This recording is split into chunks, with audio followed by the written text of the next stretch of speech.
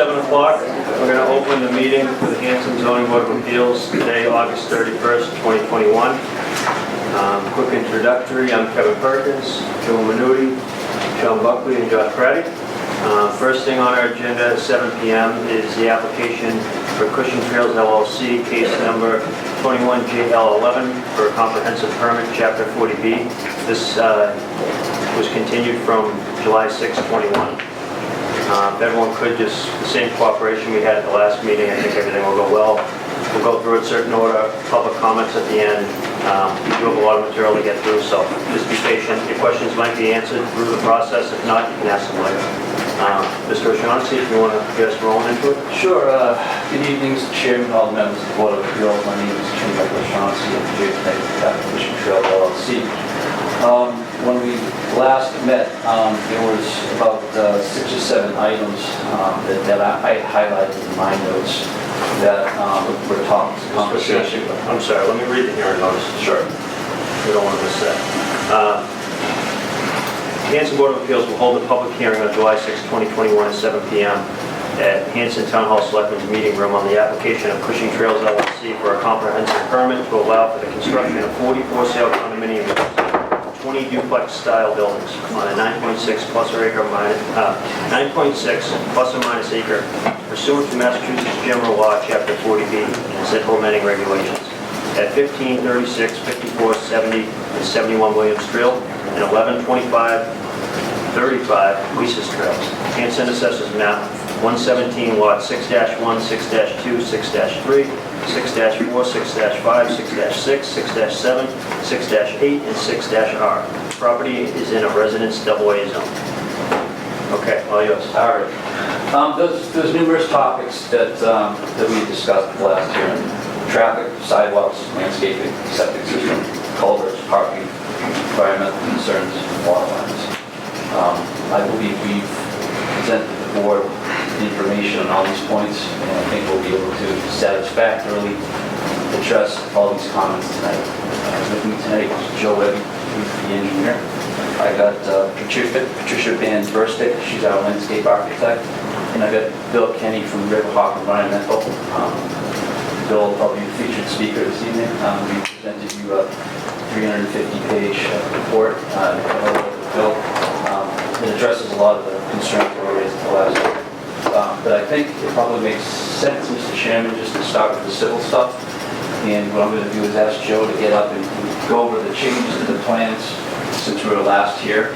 There's been 2 peer review letters in between the last time we were here, so I'm going to ask Joe just to go over it. Joe Webby, Webby Engineering. Since our last meeting, we've had a few letters back and forth, and we've been in contact with Pat Brenner from Engineering, and I would like to go over his last 2 letters, if I may, just to see, this is from the August 16th letter, in item 1. He suggested or made a comment that when this right now is an 8-lot subdivision, and obviously if it gets into this condominium type property, it has to be combined into 1 lot. I think everybody agrees to that. And then his second comment of the August 16th letter was he wanted a guardrail right along this area, which we had in the plan. And third note is fence. And the final fence now will start this green line, go all along here, and then it'll have to stop 20 feet short of the street, the site distances, so that's a change on the plan.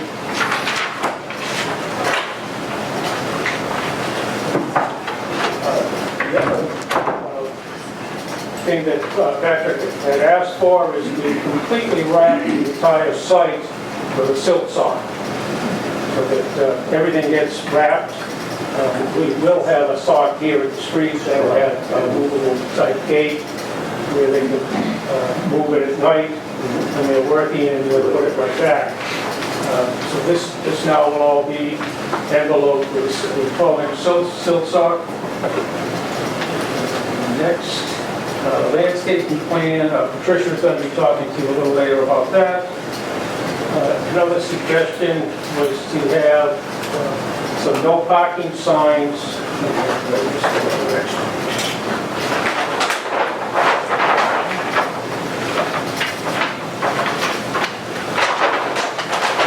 added a couple of signs in this area by station 4.0, no parking on either side, and a couple right here at Lisa's Trail.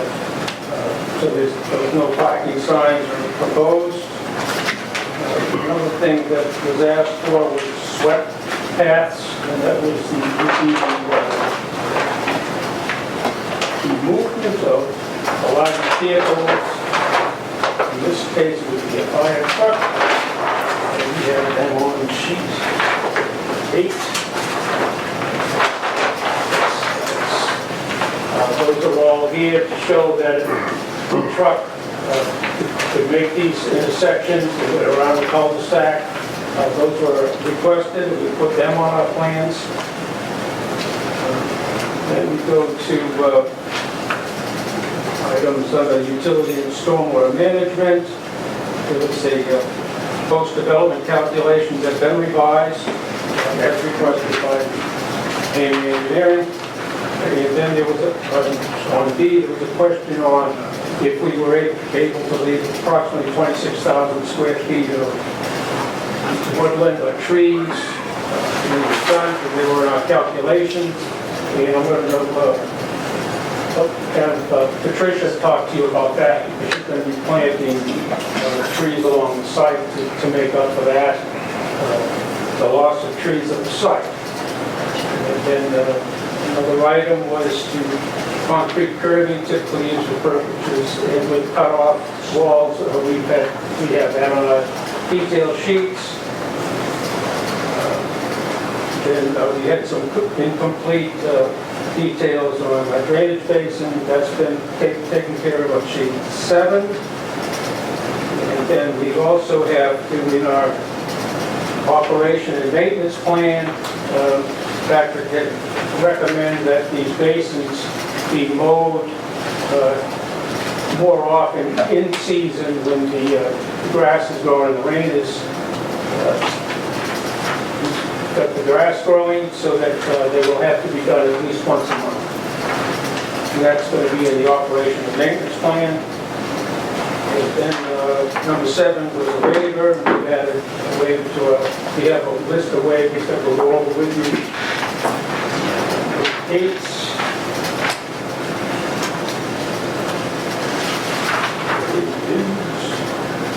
Oh, the water department. And I believe that Michael's got letters, I think they were given to you from the water department on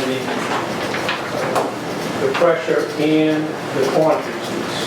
Yeah, if you want, so I'll read that just into the record. So we have a letter from the Board of Water Commissioners, Town of Hanson, to the Board of Appeals from the Hanson Water Department dated August 25th, 21.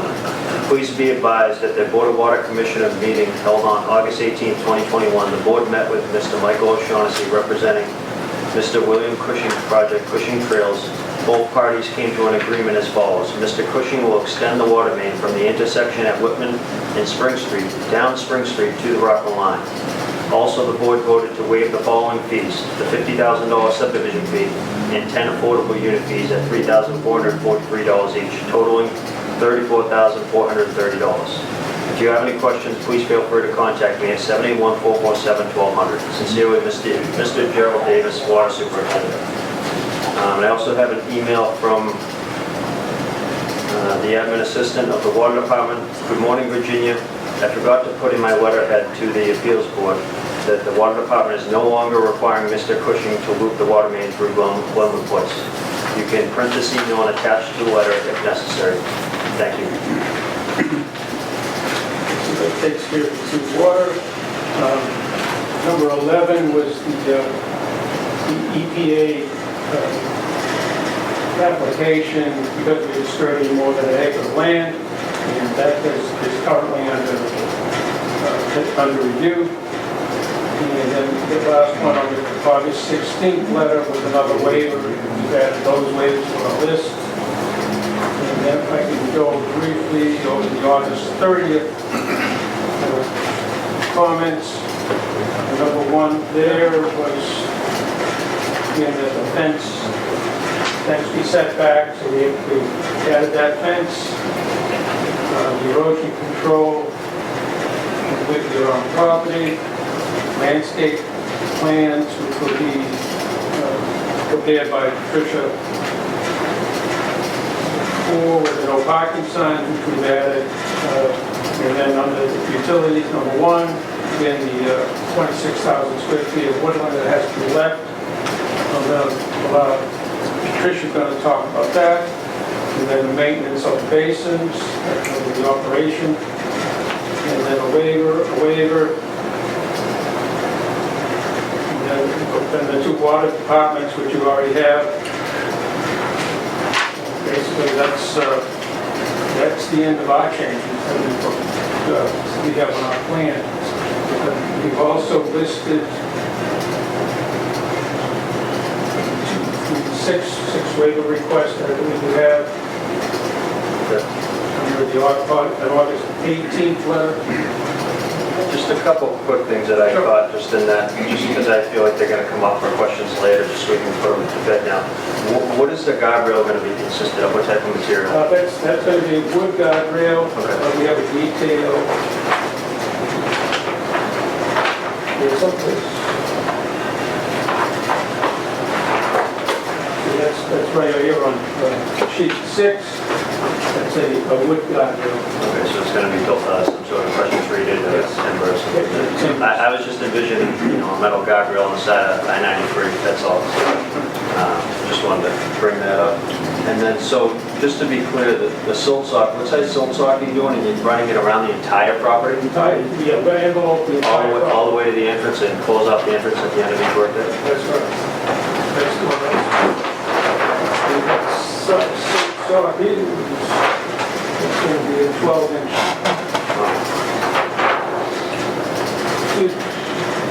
18-inch, right? And that's, there's no conservation with this site at all, right? So that's really just for erosion control? That's correct.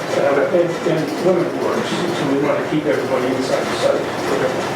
Yeah, no, that was just two things I caught. I mean, I have more later. I just figured while you were up there, we could just get clarification on those two items. So, Mr. Chairman, there's a couple other things that I want to highlight. One has to do with the sidewalk. Pat, in his earlier correspondence, suggested that we either put a vertical granite curve or put a buffer strip in, then the sidewalk. Joey changed the detail, so now we have the curbing, we have a 4-foot strip of grass, Joe, and then we have a 4-foot sidewalk. The other change that's of some significance is we've added some visitor parking at the front of the site here, and we pushed the houses back as much as possible. So on the previous set of plans, we had enough space for one car being parked outside and one car in the garage. Now we have room for 2 cars on the outside and 1 car in the garage. So we effectively added an additional 20 parking spaces plus whatever we had added down there, 6 or 7 spaces down there. That was a concern that folks had brought up. So we tried our best to address it. So essentially, you're not even counting the garage parking spaces anymore in your requirement. You're providing 2 exterior on each dwelling. 2 exterior plus the 1. Right, so you have 3 where you need 2. 2 is required. Okay. Could you just go into a little more detail? So on the curbing, you're still doing Cape Cod berm, but you're separating it with a buffer strip? With it. Correct. Was brought up in the review, okay. That would be on sheet 6. We have a typical roadway section. So that we have now a 4-foot grass strip and then a 4-foot sidewalk with Cape Cod berms.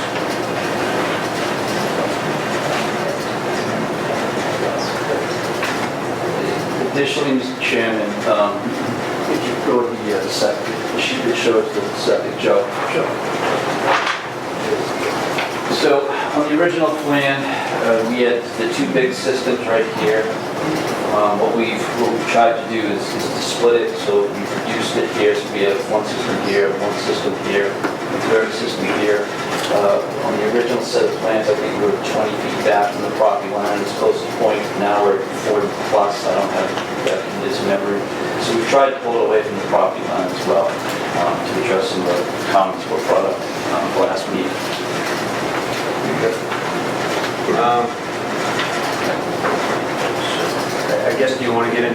who's handling the environmental concerns that come up before, if you want to get into that?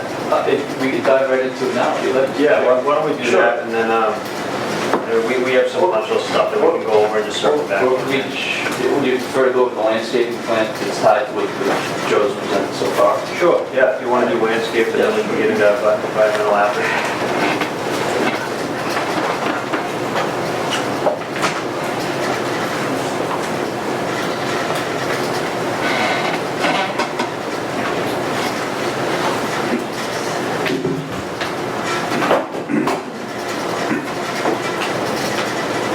Everybody, I'm Patricia Mailboxes, landscape architect.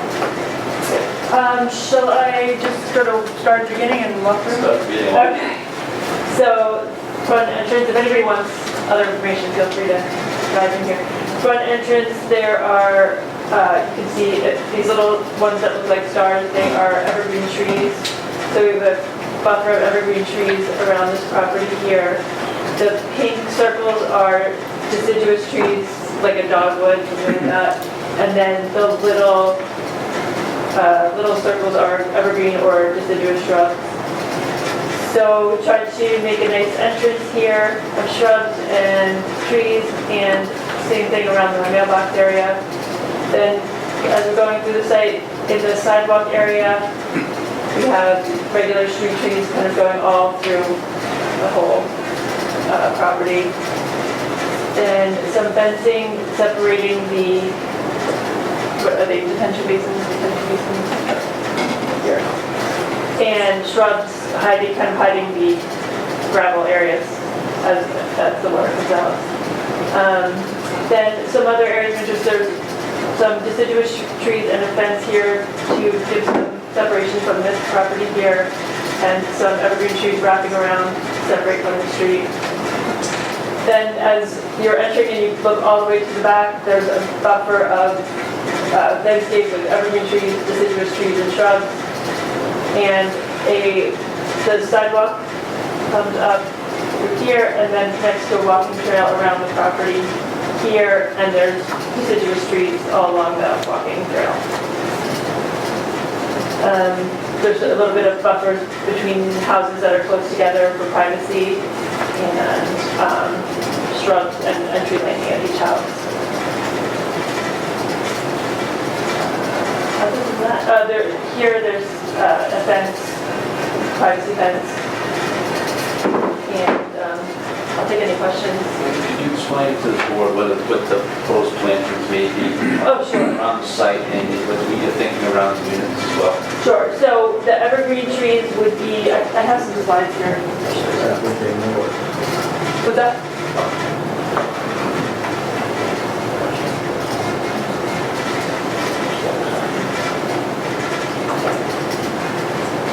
So thinking of like an entry sign. Each house has a lamppost in the front. I'm not sure the material yet. Could be cedar, granite, or white wood. I'm going to jump to the trees. Evergreen trees, the kind of go-to fast-growing privacy tree would be great white western arborvitae. You can mix in some other species for interest. Deciduous trees, river birch, shade trees on the outside, maybe maples, pears along the street, honey locusts, and regular flowering dogwoods and redbud. There's going to be evergreen shrubs around, boxwood around each entry, and when there's deciduous shrubs, the hydrangea or something flowering in summer or spring.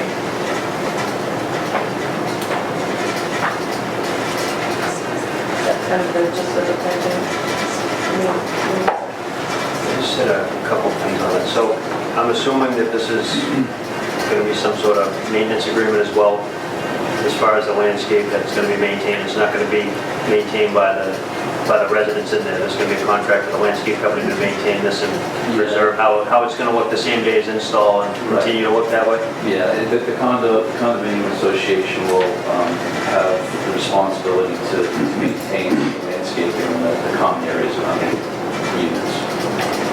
And I'm assuming, not necessarily this plan, but granted this project were to go forward, that this plan would be something that would be included in the full set of plans that the project would be approved by, that this would be what's actually installed and nothing modified after. I mean, not modified plant to plant, but I'm just saying that it wouldn't be reduced, that this is pretty much what it's gonna be when it's done. Yes. Okay.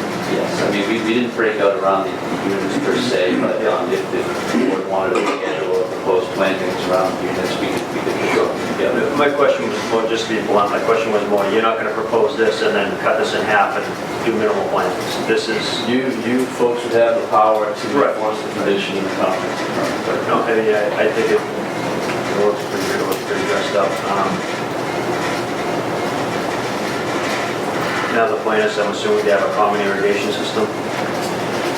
I don't know what our intent is right now, to be honest with you. I haven't discussed that with the developer, but I mean, if we have all this planting, I would assume we'd have some type of irrigation system. Right, that, that just comes back to the maintenance question that I was asking just on, you wanted to continue to look.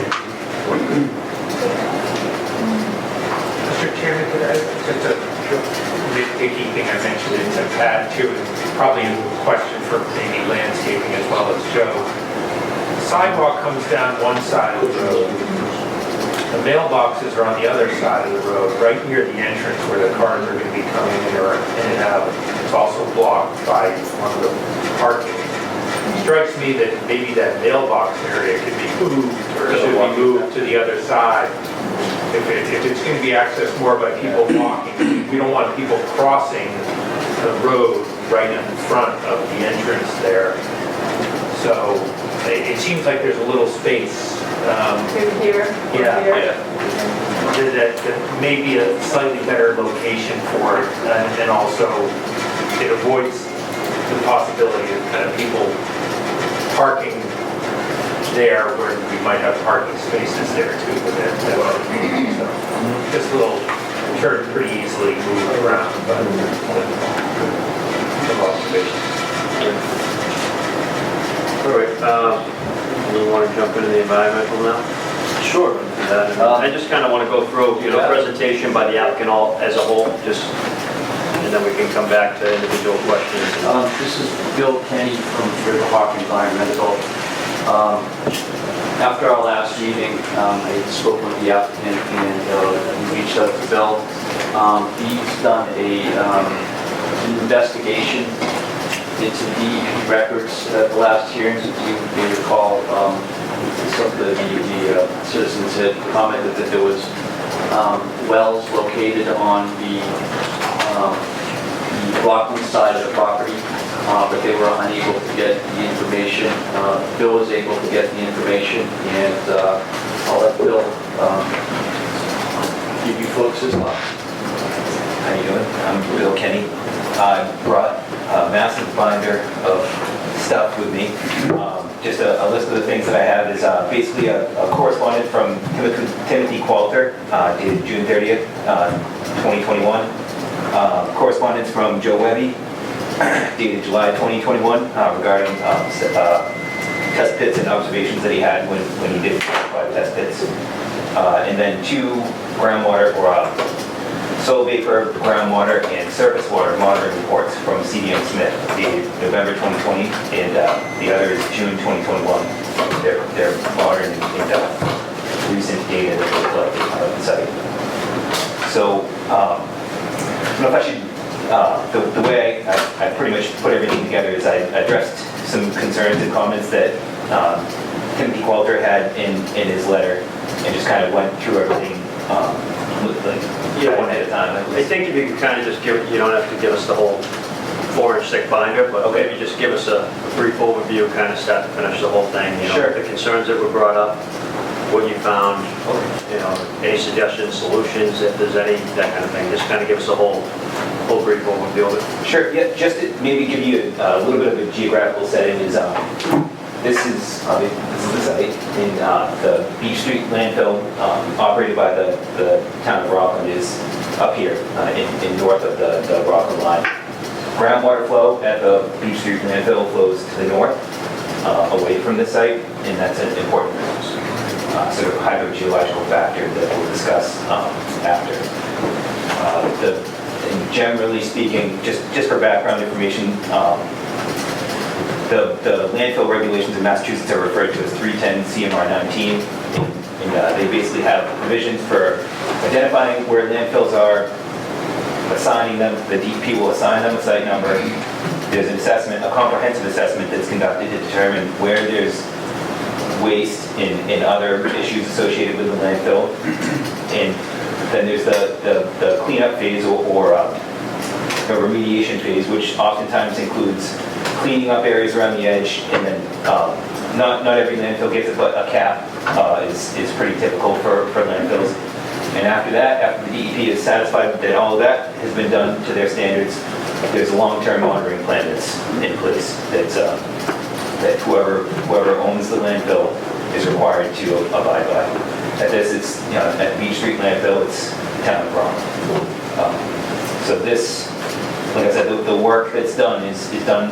The monitoring work is done by CDM Smith up in Cambridge, pretty well-known consulting firm. They generally do good work. It's representative, in my opinion, and all the monitoring is done in accordance with the specifications required by the DEP and approval by the DEP. So if anyone wants to look at these reports, they're more than welcome to. If you have a hard time getting a hold of them, I would recommend filing a FOIA request with the Board of Health in Rockland. That's probably the best way to get a hold of them. So I'll go down kind of list by list the comments and questions and concerns in Mr. Qualter's letter. Starting with the first comment is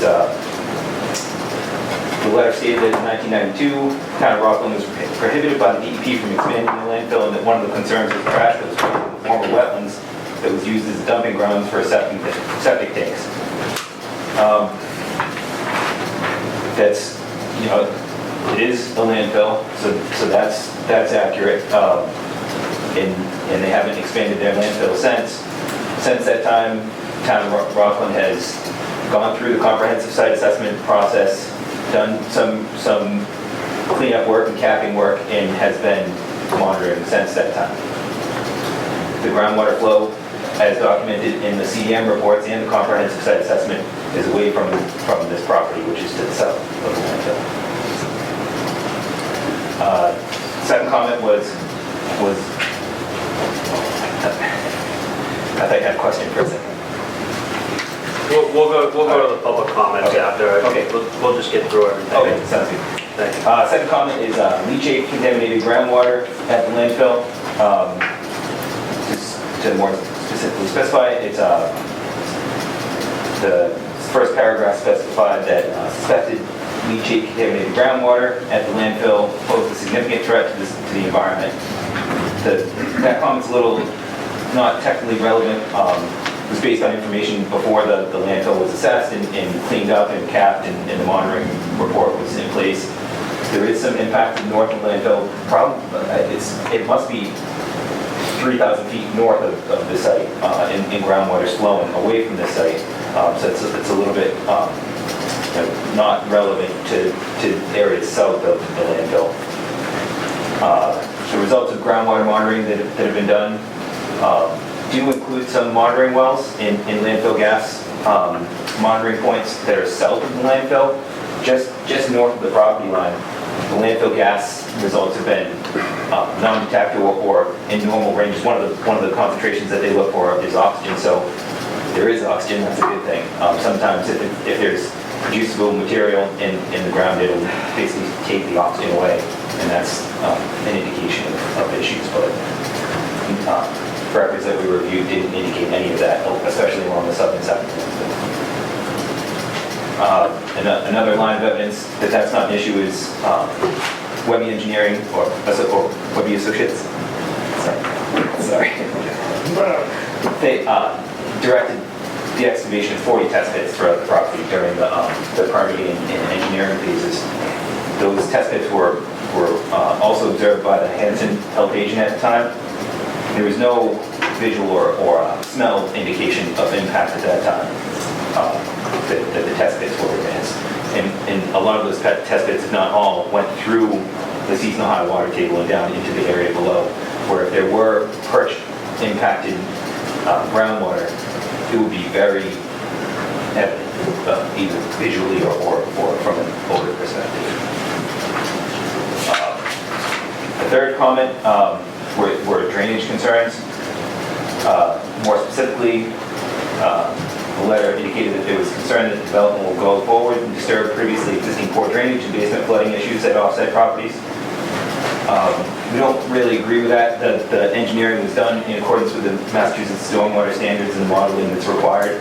I think Joe could probably talk a little bit more to that, but there are standards, state standards to go by when it comes to designing where impervious surfaces discharge to drainage basins and how the drainage basins handle that. Basically, it's to limit the additional rate of flow of water offsite. So the fourth comment was a concern of the town of Rockland required monitoring. Mr. Qualter was concerned that the results of post-closure landfill monitoring haven't been made available. That, like I said, the best people to reach out to are either the DEP, the Mass DEP Solid Waste Group directly, or the town of Rockland via a FOIA request.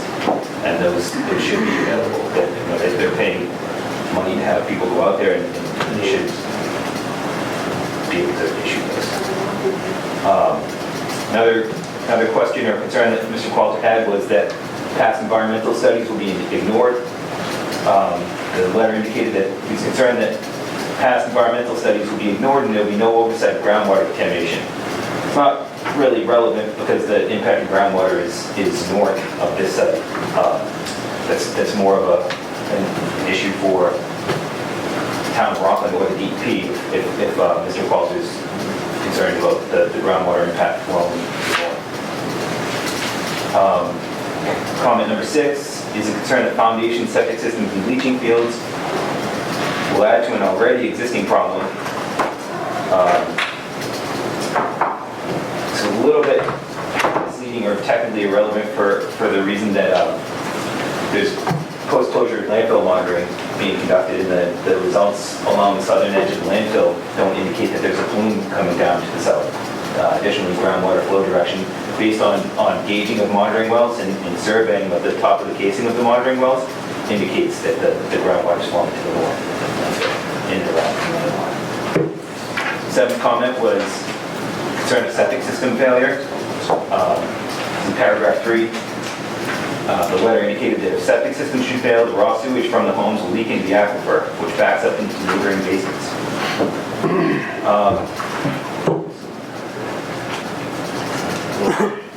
Comment, but the septic systems will be designed in accordance with Title V, the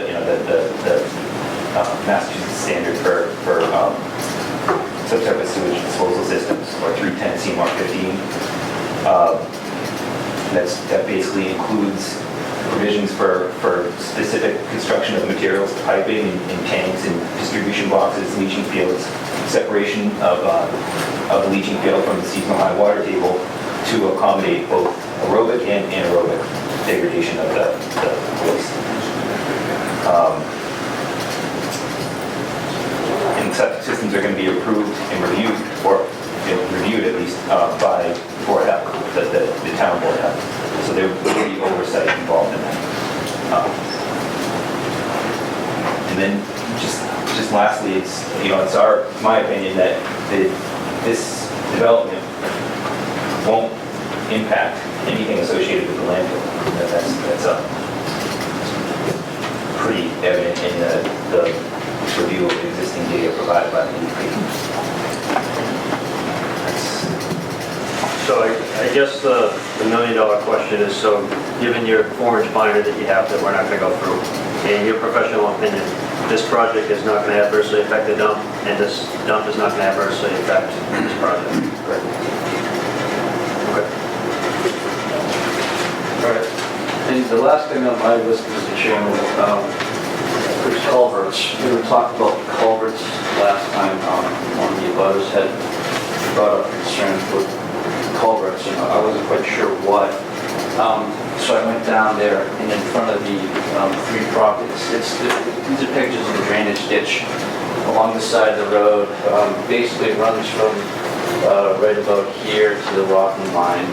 I think the board's aware of this. It's all overgrown, it's full of trash. The closest property to the Rockland Town line looks like a culvert was replaced. I don't know if it changed the elevation, flow of the water through that channel. And then another abutter had raised a concern about a 36-inch pipe discharging into her yard. I think it was the lady who lives here. This is a overflow pipe from this basin here. So if this basin surcharges, the water will flow to this overflow and discharge right here. It doesn't flow into the property. There's a swell that runs around here, so the water will discharge and carry it away from the property around the swell. So you can see there's a swell here to keep the stormwater runoff from running up the adjacent properties. Those are the 6 or 7 topics on my list. We'd be happy to, while I have the smart people here, go through your questions. And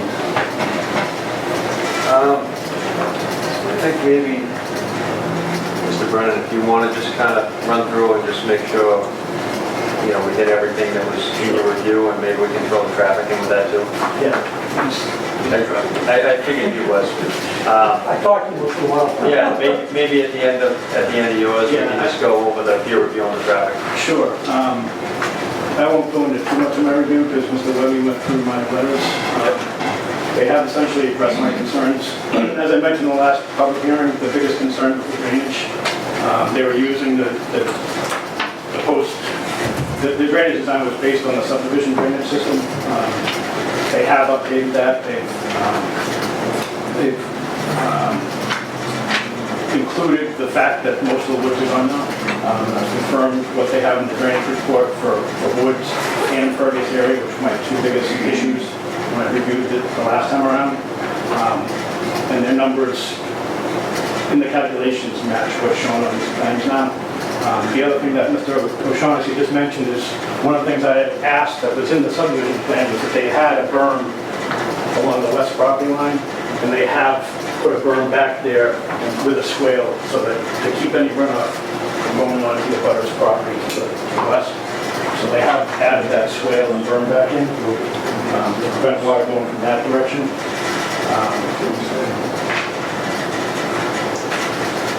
And then,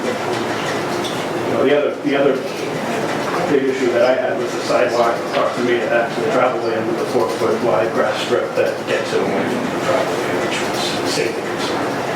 And then no parking signs have been added to the plans. So, but like I said, the biggest concern was the drainage, and we had a couple go-rounds on that, and with what they've submitted, the latest that they've submitted, they're showing that there won't be any increase in the rate or volume runoff off-site from not at the existing conditions now, but the existing conditions prior to any land disturbance up there. So they're meeting the standards when it comes to the drainage. And like I said, that was my biggest concern, obviously the biggest concern. Couldn't be happy to answer any questions.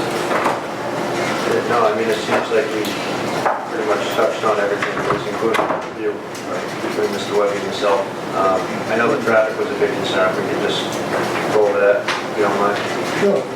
My name's Jack, and I'm a professional traffic engineer. I started in engineering in 1967, and I've been a professional engineer in Massachusetts for quite a while. But I'm a traffic engineer. I was a traffic engineer for the city of Quincy. I was a traffic engineer for the town of Brookline, and for the city of Boston, and Norfolk County. So I'm old. So more congested areas in the town. There you go. It's funny you bring that up because I was telling Pat earlier, everything relative is like when I'm in Boston and Cambridge and Brookline and looking at Quincy and looking at congestion, I come down here and I'm looking at the intersection and I'm saying, well, everything's relative. I mean, because you don't look at it on a large scale. You look at it like, what is the town of Hanson experiencing? What can be done better? And what do they feel about this intersection versus another intersection? But let me come back to that, because the overall, the proponent did do the traffic study the right way, although it was a bit limited. You know, in other words, as I had mentioned to you earlier, it said, you know, he looked at the traffic inside of the site. And even the traffic that he said that would be generated, he did it based on single-family homes. And, you know, since they're all duplex, it's a little bit different. And the duplex actually generates at a slightly lower rate than single-family homes. Why is that? Well, a lot of times with the duplexes, you'll have a little bit more carpooling. You'll have a little more, like, if someone comes in to do a lawn, they'll do 3 or 4 lawns, or at least one. They're not going to do a half a duplex, you know? A lot of them, they have, in the old days, they used to have no deliveries and stuff like that. Now they have UPS deliveries. In other words, somebody will come in, or Amazon, and deliver 4 or 5 of them, and then they'll leave. They don't just do one and then leave and the back. So duplexes tend, so there's a different code that the proponent could have used, and his traffic volume that he had projected was slightly higher than what I was looking at. So what I was looking at was called 40 units, and not everybody goes to work at the morning peak hour, all at the same hour and all at the same back. Some people don't go that day, some people they start earlier, some people start later. So based on the formulas in the Institute of Transportation Engineers Consideration Manual, which is the manual that we all use for projection trips, the 40 duplex units will generate about 20 trips in the morning with 6 inbound trips and 15 outbound trips. Well, 6 inbound trips, that's like 1 every 10 minutes, right? Because it's 60 minutes an hour. And then you got 15 outbound during that same morning peak hour, which is about 1 every 4 minutes, right? Because there's 60 minutes and there's 15 going out. And the PM peak hour, you've got about 26 altogether, but 16 inbound and about 10 outbound being, again, 1 every 6 minutes for 10 in the hour and stuff like that. So it's not, my numbers aren't a lot higher than, I mean, these numbers aren't a lot higher than I had used with the proper code, in my opinion. But nevertheless, we're looking at down on Spring Street, which according to their numbers, about 4,500 vehicles per day. And the capacity counts, even though they didn't do a capacity calculations based on these numbers, you wouldn't change what we call the level of service. In other words, the operating condition. Would there be a large delay getting out of the site, or would there be a backup of traffic on Spring Street trying to take the left turn into the site? You look at those things all the time, because the opposing traffic coming out of 58, and then the ones who want to take the left turn and go in, are there going to be sufficient gaps in order to make that move? Well, based on what I'm looking here, yes, there are enough gaps, and there would not be a capacity problem at all. You know, look at that, the stopping site distance, calculated the stopping site distance based on the speed, and the speed we got from the automatic traffic recorder that had been placed on the street. In other words, we put the machines down on the street. Well, PDI does it out of, well, it used to be out of Framingham, and they just moved Hudson, I think they are now, but it was about as of 2 weeks ago. But they put the machines down, and the machines are wonderful today. The old days, they just counted cars. Now they count cars, they count motorcycles, they count trucks, they count buses, they count everything, and they tell you how fast the cars are going in each direction, how many are going east and how many are going west. What is the speed? And it breaks it down. What's the average speed? What's the range of speed? What's the 85th percentile? The 85th percentile is what speed all traffic on that roadway is going at 85% or less of that speed, you know?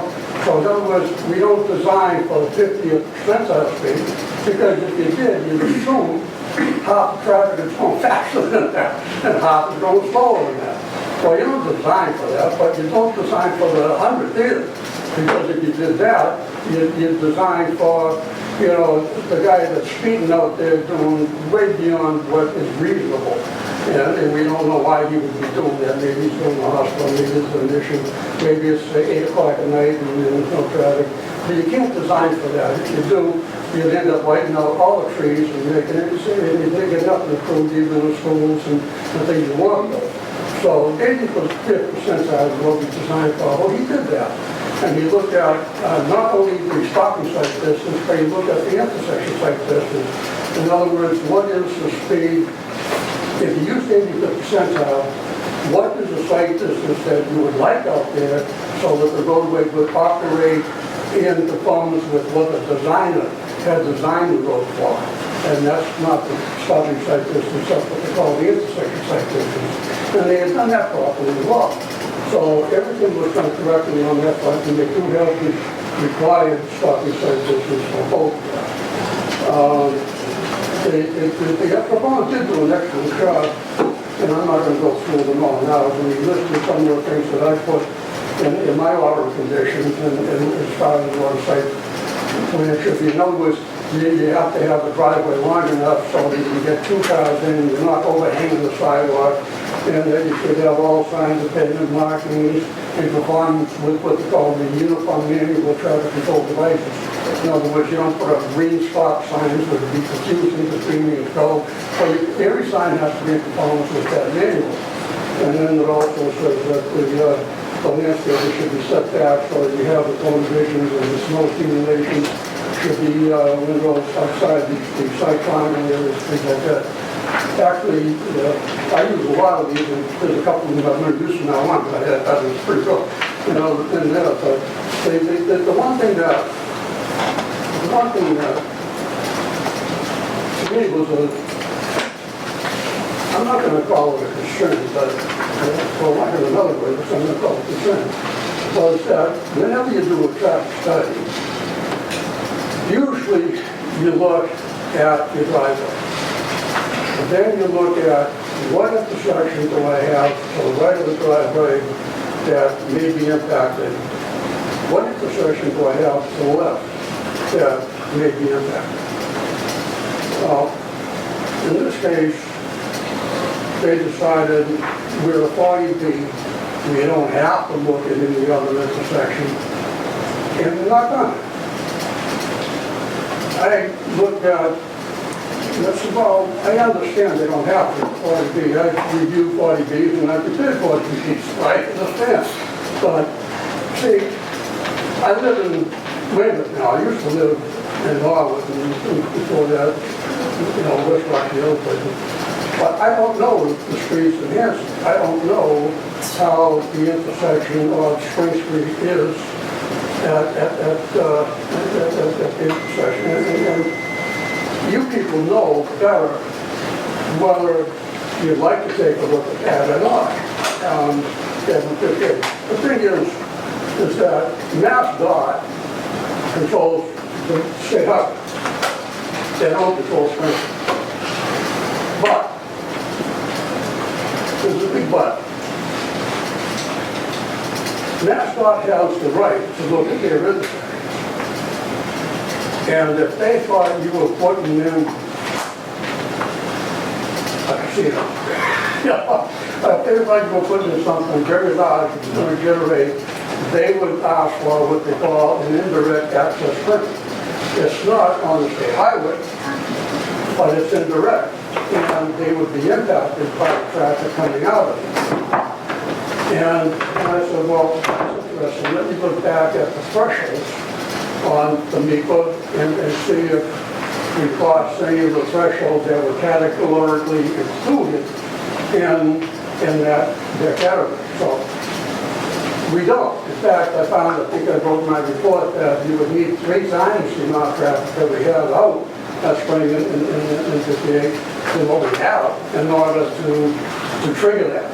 And the site, I mean, this is not a large project. Like I just told you, I look at half the world, and this one is in terms of the large scheme, it's not. But for Hanson, you don't have a lot of these 40 unit duplexes going in, I don't think.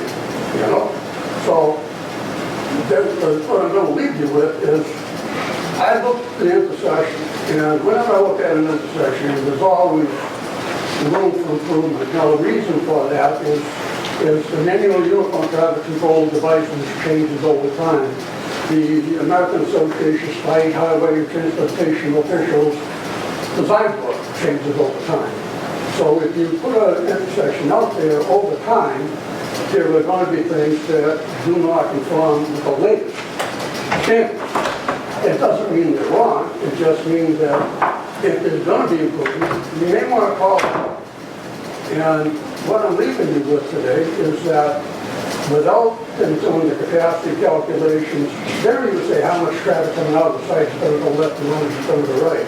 They say we're coming out onto the intersection. And, you know, I'm guessing a fair amount will go left, but obviously if they go the other way, especially that takes them up to Rockland, and they can go to the back roads. They can get out on the Route 18, you know? So there are ways to do that. So I don't know, and it really doesn't matter. It's not a large number.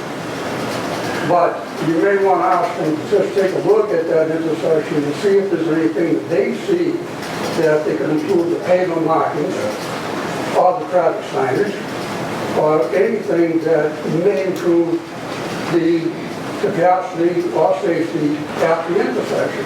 Now, if they say, no, I understand it's a 40 feet, they don't cross any thresholds, but it's hard for me, living in Wayne, to know relatively what you're feeling yourself that would answer you, you know? So, this is the first time, I've been in the business since the 71 since bought traffic, and this is the first time I've ever made a recommendation like this. Usually I say, that's wrong, it's not there today. It's not. So I guess to be fair, so your peer review by the traffic study that was done by the applicant, it was done on the conservative side, in your opinion, satisfactory or above average? Yep. Okay. There was mention of some pruning or trimming at the driveway entrance, I believe. Yes. So your opinion, that should be done? Right, they had mentioned it, but I haven't looked at it, and I concur. Okay. Yeah. No, it made a lot of good recommendations on that, right? And the no parking on the internal roadways. Okay. This is good. I agree with everything else. Okay, It's so, just, as a board and as a town, sure. you know the feeling a little bit better than I do. And I'm sorry to put that part. Yeah, so I mean, There may be other projects coming down the line that you may want to have a look at that a little bit closer. And just keep that in mind if you move forward with this one. You know? okay, so yeah, that was going to be my last question for you, just what you would suggest just to alleviate that potential concern you had, the intersection of Spring Street. I mean, is there really enough cars that are going to be coming out of here, and is it a close enough distance from the driveway Not to enough that to change the intersection? world, you know? That it would really, Like I said, you know, one every 10 minutes, you know? yeah. So do you think it warrants, a further review of it? I mean, how would you even, if we wanted to, us as a board, if we wanted to move forward with furthering? I don't think you're wrong moving forward without doing anything down to the intersection. But I think you may ask them if they would feel more comfortable looking at it and making the recommendations. Is that something that maybe during those morning hours that maybe the board could obtain you to maybe go and take a physical look at? I mean, would that be a possibility? I'm a couple recommended, you know, but. No, I'm not saying that. I'm just saying, for us to do our due diligence and do, what's best for the applicant, the town, everything. I mean, would that make sense to maybe get a hands-on view of the intersection at that? Would you be willing to do it if the board, were to ask you to do it? I don't have my other job anymore, which means I do have more time, but I think that all this stuff. Sure, yeah, Mr. You O'Shea. could have them do it too. Sure, you could. Accelerate work. Yeah, so I actually raised that question with Mr. Durr. This is the email response. I don't have copies for all of you, so I'm going to email. Basically what he's saying is if you look at the traffic flow, he's saying 61% of the traffic is going to the north and 39% is going to the south towards the intersection. And he says during the morning it would add 13 vehicles to that intersection traffic, and in the evening it would add 16 additional hours, or one additional vehicle every 4 to 5 minutes, a level of impact that would not result in a material increase in motorist delays or vehicle queuing. So he didn't specifically look at it because he felt the flow of traffic from the site would not negatively impact. So he did look at it, and he didn't consider any significance for this project. I mean, if multiple projects come down the line, whereas they get on the same, there's a different analysis. And that wasn't your scope of work to do pruning and trimming at the driveway entrance? I think what he's talking about is the site triangles to maintain the site distance here. So what we would do is during the winter we would make sure these points are clear, not filled up with snow, and I'd have to look at the planting plan, but we wouldn't plant any high plants in this area that would grow up and block people. Right. I guess we'll just jump into Mr. Pizzola. If you want to just maybe just kind of give us, I know you just get caught up here, but if you want to just maybe give us kind of an overview. You've went through probably a lot of material in the last couple days, but you could just, anything that jumped out at you, just kind of just give us a brief. You see a lot of these applications, so how are we doing? Are we doing worse? Are we doing better? Are we doing average? You're doing fantastic, and part of that's probably by having good counsel. Attorney Talman and I have worked on many, and you're in good hands. Just for the record, Joe Pizzola, I am from Hancock Associates. I am here on a grant from Mass Housing Partnership. The town of Hanson has applied for a grant to Mass Housing Partnership to get some additional support and help, guidance. My role is an advisor to you, to the board, in what is a very complicated process in which all of the local approvals is subsumed into this single comprehensive permit, where you have to take a lot of data in that's probably more than you're used to, and run through it, and then ultimately deliberate and render a decision. Add to that, there are different rules that you're going under. You're not going under 40A, you're going under 40B, you're not going under your local bylaws and regulations, you're going under the regulations 760 CMR 56, which are the regulations that you are guided by to run these proceedings and to deliberate and render a decision. So as zoning boards, you're used to dealing with special permits, in which there are criteria under 48 to grant a special permit, or variances, in which there are very strict and very rigid requirements to grant a variance. Those aren't applicable here. The 40B regulations are, and kind of in a nutshell, what it is the need for affordable housing. There's a presumption that the need for affordable housing outweighs local concern. You start with that presumption. And the need for affordable housing is defined by the 10%. And you're at 4.5, so you're not there. So you're moving forward. What are the local concerns? They're your local bylaws, your local regulations that they're asking waivers from. So your deliberation is not just to say, well, we have a need, and they can waive the local concerns, and we're done. No, you need to process the data, process the information, listen and understand what's going on, and are there any items that begin to tip that balance, that begin to rise to the level in which that burden, that presumption is overcome. So that's your task in the coming months as you look at this process.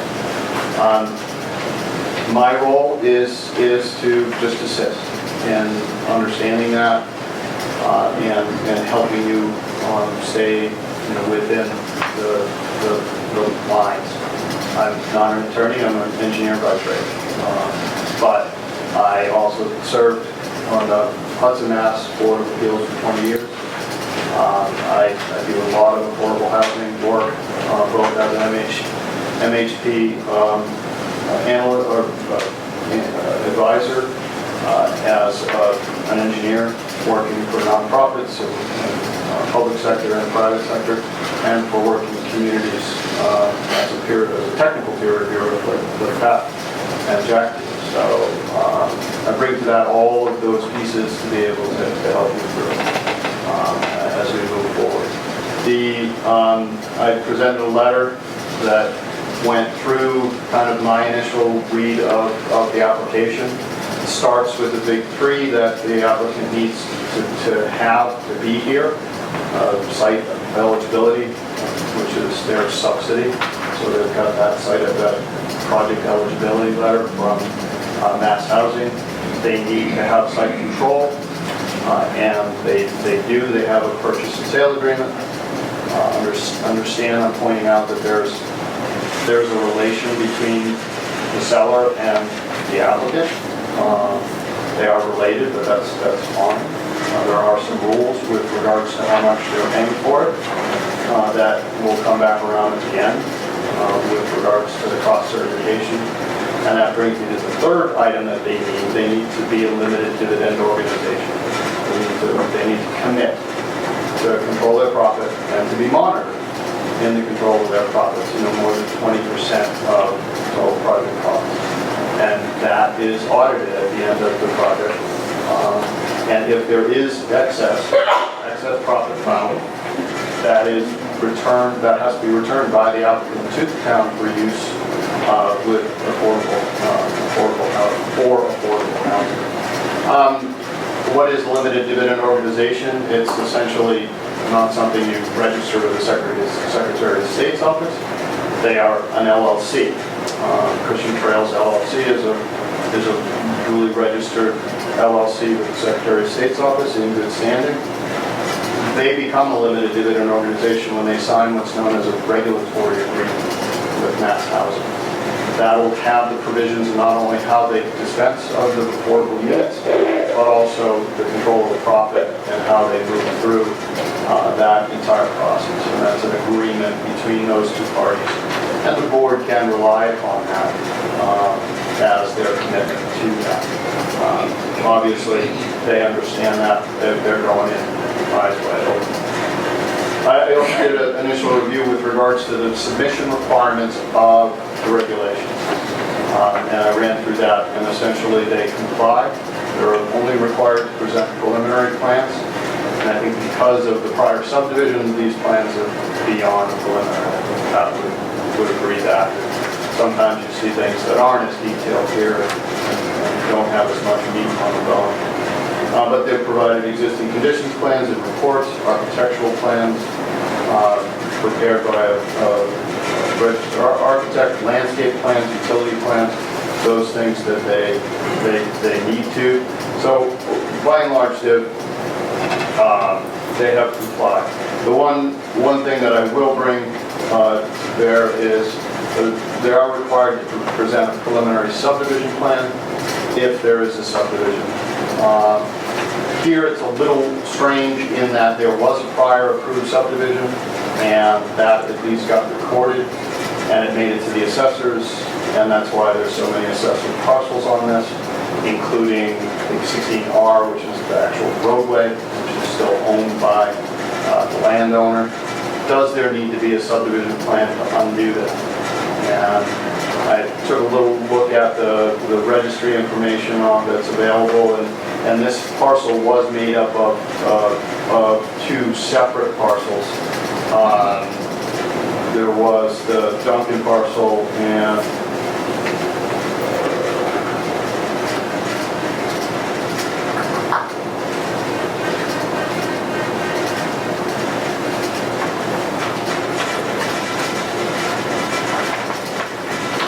the Barnett parcel. One of those did not have a plan recorded at the registry, and it's unclear. The Duncan parcel is 3.2 acres, and the Barnett parcel is 6.3. So it may be clean at some point that a subdivision plan could be what's known as an 81X plan. It doesn't require endorsement by the town, but it just is a lot perimeter plan. In any event, it would be good just to have a sense on that from the applicant. Okay, how is this going to get cleaned up? How is the assessors going to undo the eight parcels? There needs to be a vehicle for that. I say that because in the reason in the regulations that a preliminary subdivision plan is if applicable comes before this board, is because you're in the shoes of the planning board. And if this was a subdivision, you would be ultimately endorsing the final plan as recorded at the registry in the shoes of the planning board. So that's important. Obviously, you are, the next section of my letter goes through peer review, and you are way ahead of the game with regard to that. And Jack done a great job jumping ahead and really getting interaction with the applicant's engineer and moving that ball down the road. By and large, that's usually what stalls the process, is moving through all of the outstanding items, the technical items as you move forward. So that's in excellent shape, and I can help just whatever, get that to the finish line. Next is comments from and input from the town boards and staff. And you have input from the fire department, conservation commission, and planning board. Planning board is a little confusing in that one letter says they think the applicant should rethink the stormwater, and the other one says we recommend that you just don't approve the project. You're looking for constructive input. The stormwater one is good. You want to follow up on that. Obviously, you could ask what you mean, what do you have any suggestions, what would you do? They're used to doing this a lot more than zoning boards are, so try to enlist their help. It would be good to get, definitely get input from the others. Board of Health is a big one. This is as large a septic system as you can do in the state. It's 9,900 gallons per day. Title V caps out at 10,000 gallons.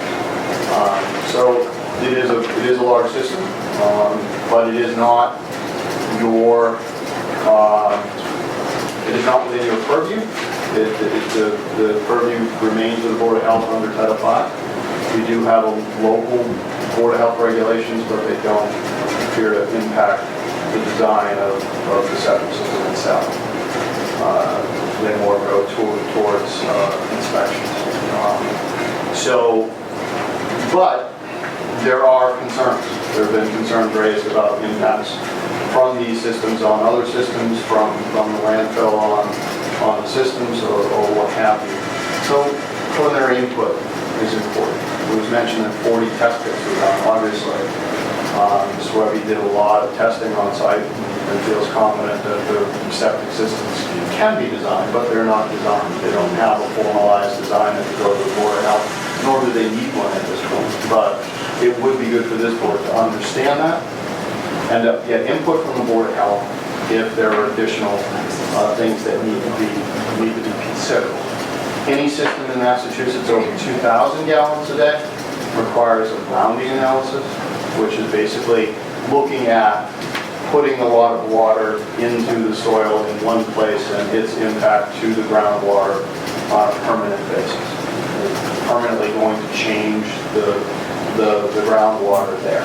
It's usually not appreciable, but it is something that the state requires that the applicant look at. Again, not your purview, but if the Board of Health were to say, we have concerns, certainly when the systems were 20 feet away from the property line, it was different. Now they're 40, but are there concerns? And through a mounting analysis, you can prove that whatever impact there's going to be under the system is going to dissipate by the time it gets to the property line, which is 40 feet away. That maybe you could ask for that to be advanced or similar to the question on the intersection of Whitman and Spring, you can ask for anything. It should be asked of the applicant, and you really can't engage your peer reviewers to go out and do studies, they need to peer review what's going on. If you need something or feel you won't need something, ask the applicant.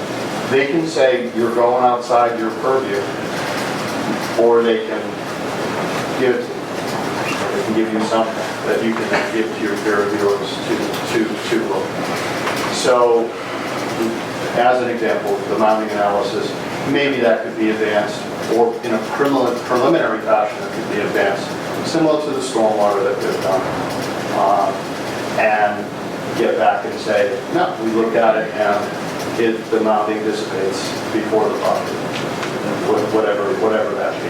But it all starts in engaging your boards, your other boards, and your staff to help you in this complex process. With regard to schedule, as you may know, you've got 180 days from the opening of the hearing. That brings you to just about the end of the year. It might be January 2nd. I would move it back to the last Friday in December as your target date to finish this up. I'll just tell you, I haven't been through one of these where they haven't used all the 180 days. Applicant's not going to like to hear that, but it's the reality. If you're get towards the 180 days and you need more time, you can ask them to give you an extension. And if it looks like you're moving in the right direction, that'd be foolish not to give you that extension. Whether it's 30 days or 60 days or whatever it is to finish that. Once you close the hearing, you've got 40 days to render a decision. You can ask for an extension from that if you're having trouble meeting to finalize the framework of the decision. Lastly, based on 6 months or 5 months, I give you some guidance into how to organize your meetings. And that's just guidance.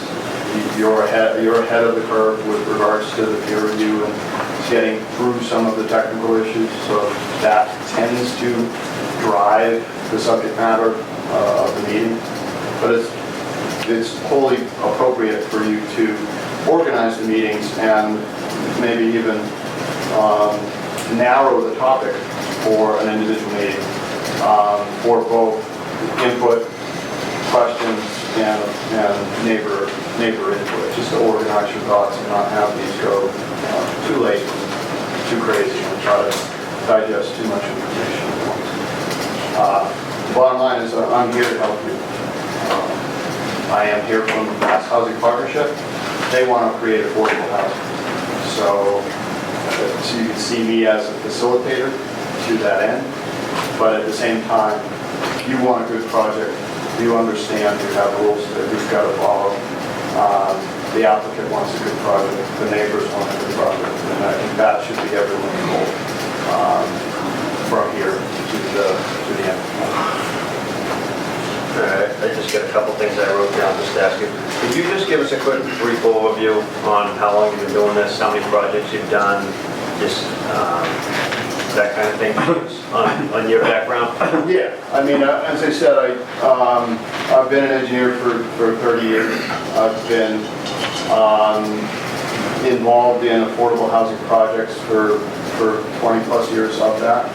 I was, again, on the Hudson Board of Appeals for 20 years, many as chairman. We had 6 or 7 Chapter 40Bs as we moved through it. We actually got over the 10%, and then in 2010, when the census came out, we dropped under by 14 units. And the next day, a 350-unit project was brought to the town clerk's office. So I've been involved from that standpoint. I worked for many years with CHAPA, the Citizens Housing Planning Association, as the co-chair of their 40B training subcommittee, and we would put on 40B training sessions for boards all over the state. You may have heard those come around from time to time. As an engineer, I've worked, full disclosure, I work for private developers like this one, working on projects like this one. But I also work for boards and nonprofit doing projects that are 100% affordable. Work all over the state from Sandwich and to Ashby to Agawam to Ipswich. So all over the state with many boards. Hundreds of these projects that were permitted with Chapter 14. So, I mean, given this is our second meeting, is there anything that you feel, just in your opinion, that should jump out at this board that we should be majorly concerned with?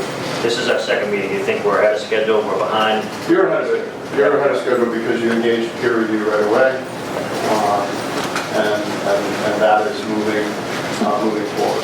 To identify, the most important thing for you as a board to do is to identify issues that are going to impact the project from large down. So are there showstoppers? Is there something about this project that is just going to change it or be a reason to consider potentially denying it? And nothing has been identified to date that I can see that's in that mindset. Is it too dense for the neighborhood? That's always going to be a concern for the neighborhood. It is, by definition. It's more density than you allow in your zoning. Every 40B is that.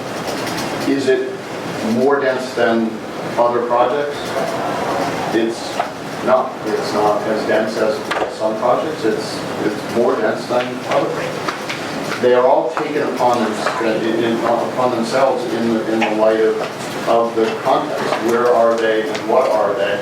And can the project be supported with the necessary infrastructure, with the necessary buffers, with the necessary stormwater and septic and parking and those issues? And when those issues are straightened, then density should be put on the table. I'm not seeing that here. They've added 40 more parking spaces plus 6 visitor spaces. So parking is not an issue. Stormwater seems to be fine. Septic, there's lacking detail, but we have to trust in Ms. Webby and the testing that he's done and the confidence that he portrayed to his client that he can get the systems to work. But you could do some more. You could gather some more information with that. I did have that as one of my notes here when we were talking about it. So, assuming that this system is a fully Title V compliant system, what would be a potential concern that this board should even have if it was a Title V compliant system? If it's a Title V compliant system and it's approvable by the Board of Health, no. It's just, you go back to the density question. So you're going to go back to the mounding analysis. If they can't prove that there's no impact to the groundwater mounding beyond the property line, then do they have to move the systems further away from the property line? And does that then impact the unit? Does that then impact the roadway layout, the geometry, some of the other aspects? So that's why I say you're within your right to go there, to ask on a preliminary basis. Can you just look at this and see what's happening? Because we need to understand whether or not the project's going to change. They're going to have to go through that analysis with the Board of Health, and the Board of Health is going to need to conclude under Title V that they've presented a mounding analysis that meets the criteria. But what could happen then, if they need to move it away from the property line, is the project changes, and then they have to come back to you. There's a whole set of rules for changes to a project after you've issued the permit. So why not ask? Right. No, I understand where you're going with it now. It's basically that they should get their system designed, because if something has to shift and they have to move something to allow room for the septic system, is what you're saying, that it could affect moving buildings and whatnot. So Kevin, it's every developer makes a choice as to their sequencing for permitting. And you have to think about what makes most sense for you in terms of collecting those permits. Here, we've got a whole bunch of them at once. We don't have, and there's no wetlands, so it's not, we don't have wetlands out there too, but we have Board of Health. So the value of going to them now, you're not going to have the mounting analysis yet, but the Board of Health may have data or opinions based on the past review of the prior subdivision that might say, we think there's could be an issue here or there.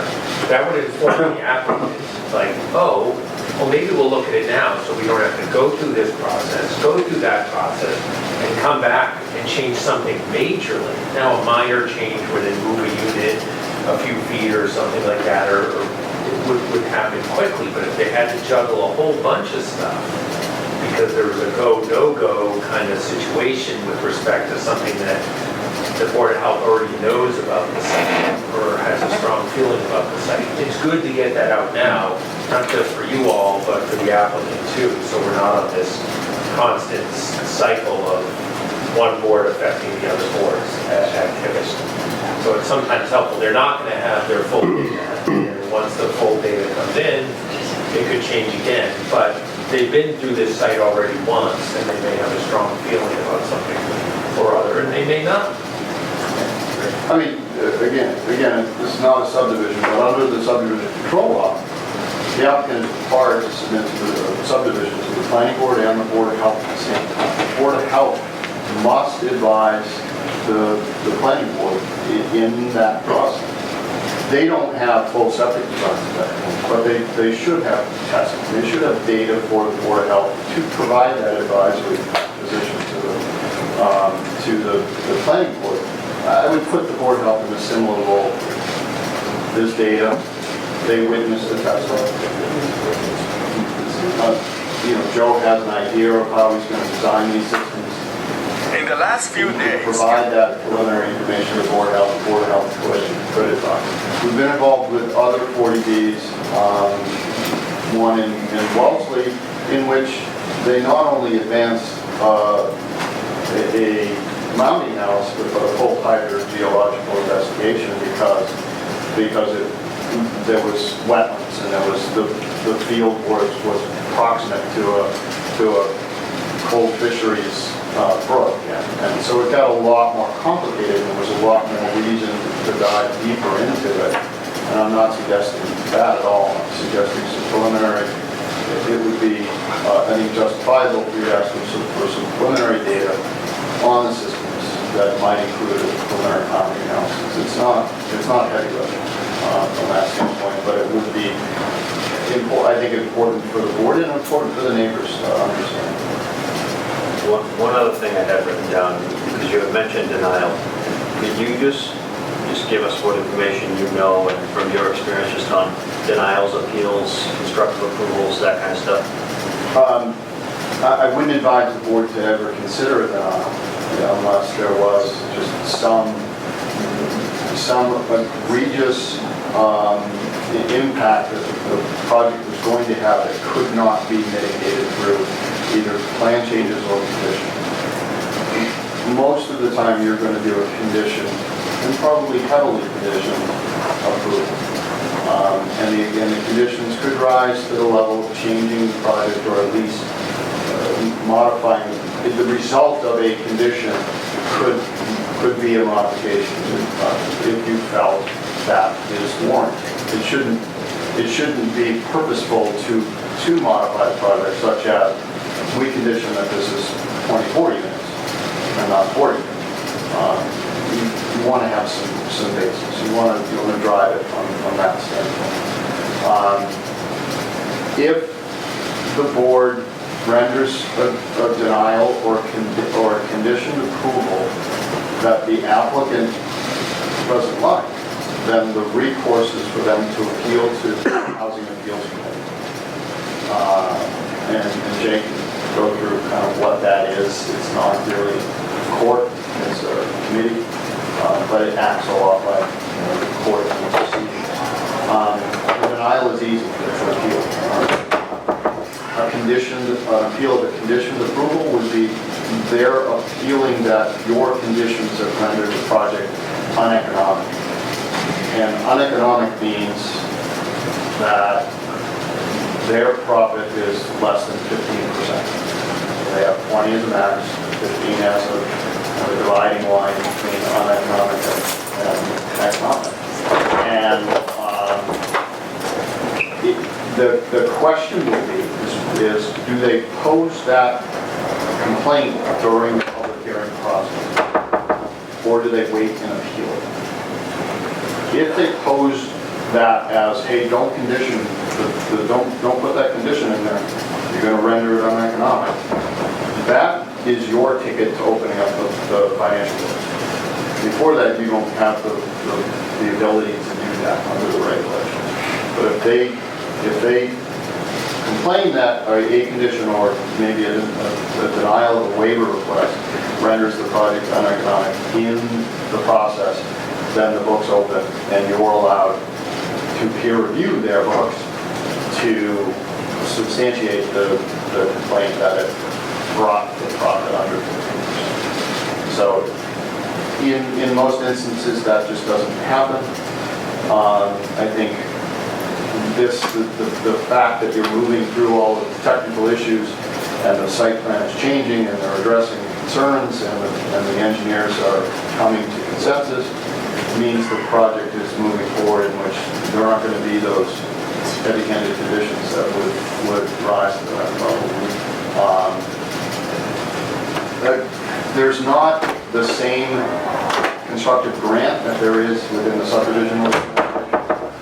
It's essentially a constructive denial if you don't act within 180 days and they don't give you an extension. They need to take it to agency and say, the board didn't act. And Jay can fill you in on what happens in those instances, but it's not. That's not going to happen. Yeah, it doesn't just give them the ticket to go build it. Right. So let me put a little bit more kind of the way this happens most frequently in projects like this, the way this is unfolding now. So normally you do the peer review stuff, which we're doing now, which we are ahead of the game. And that'll identify the technical issues that may cause the need for some changes, which has already happened, which could continue to result in potential additional changes based on the little bits left of peer review and technical review. After that part is done, it's not all technical. So the next part of it, because you do absorb some of the more esoteric elements of permitting, you get to review, as Joe suggested, what is good for the neighborhood. So while some will say density is off the table, it's really not off the table per se.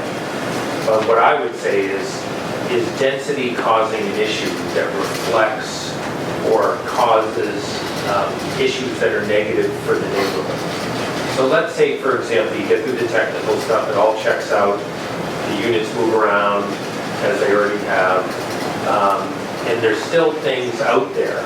Checks out technically, but a few units too close to the neighbor's property line, or driveways maybe not quite long enough to accommodate that, or little things like we already discussed, where it may be, instead of 44 units, if a couple units were a little too tight to each other, to the neighbors, whatever, we think that this thing could be thinned out or moved around. Things that cost the developer money.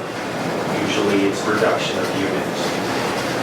Sometimes it's infrastructure or the length of pavement or something that also costs the developer money. At that point, when we're outside of the technical, you can go to the developer and say, listen, I just can't wrap my hands around units 3 and 4. They're on top of the neighbors. The neighbors are going to look at them all day long. Can you either move that or do with 2 or 4 units less? The developer's going to say, we can work with you on that. And in fact, the Housing Appeals Committee and DHCD guidelines suggest that those negotiations happen. They're not saying it's off limits because the developer just gets to do what they want. They encourage that back and forth. Now, sometimes the developer doesn't want to move off of that. Very frequently, however, there are those negotiations where project changes. It's not just units, but there are other things that cost the developer money. Take, for example, curbing. We've had plenty of discussion on curbing. This board may still not want to wrap their hands around Cape Cod berm versus a vertical granite curb, long-term maintenance, snow plowing, all those other good things. There could be something like that, which costs the developer money, you would have that discussion. Developer says no or yes. If they say no, you say, well, show us the money, show us why you can't afford to do that. They don't have the option to just say, no, we won't. They have to show you why. I'm not saying that that discussion will happen here, but when we're done with all this technical stuff, that is the discussion that we'll have, whether it's in October when we meet again, or in November, or whatever it is. That part of it is still before us, and that's the little bit of the dance that we do later that is less technical, that will guide us. So nothing in this project jumps out as being so egregious as to warrant denial, but as an attorney, I'll always tell my clients, if you hate a project and can't wrap your hands around it, I'm not here to tell you that you shouldn't say no. I'm here to tell you what the risks and benefits of saying no are. So it's your town, it's your permit, so you have to ultimately make the decision. There's one more question. You mentioned economics. Who oversees the profit of the project? As far as, because you had mentioned if the cap was 20%, and if it goes over, the state agency takes that back. So who oversees that, the state? The state. The state will require a certified audit at the end, and then they will review that audit. And then they'll notify the town if there's what they call a windfall of anything over the 20%. Developer has to check. And it's out. BIG several years ago got involved and did some audits before the current process is in place.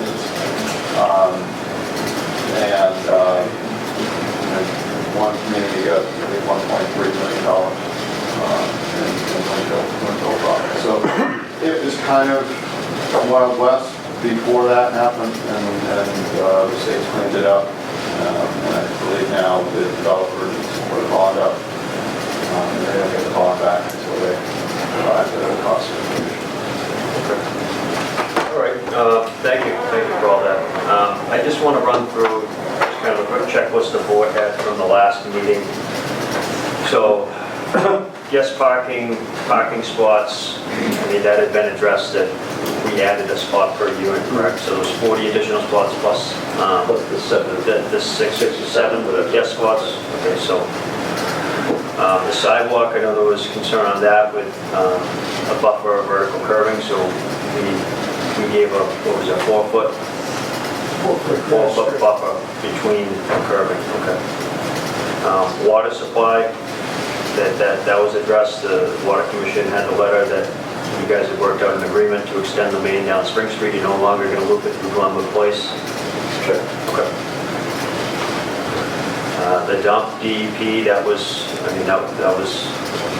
addressed. Landfill. So check that off our list. Drainage and overgrowth on Spring Street, lack of maintenance, the culverts, that kind of thing.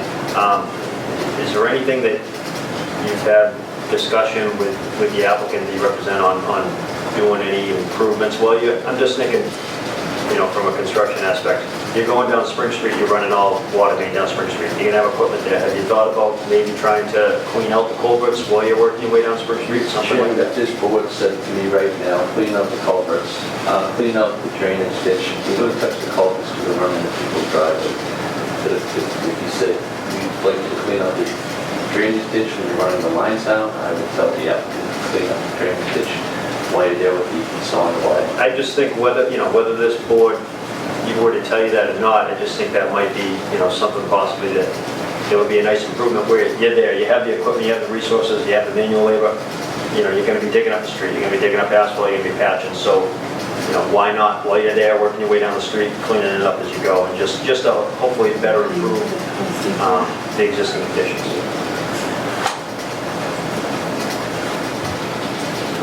Septic design with the mounting analysis, I know that was brought up by abutters, elevation, those kind of concerns. So is that in the works you are working on, a septic design for these? Yeah, once we get the sense of the board, yes, we definitely, that would be our next step. Yes. Okay.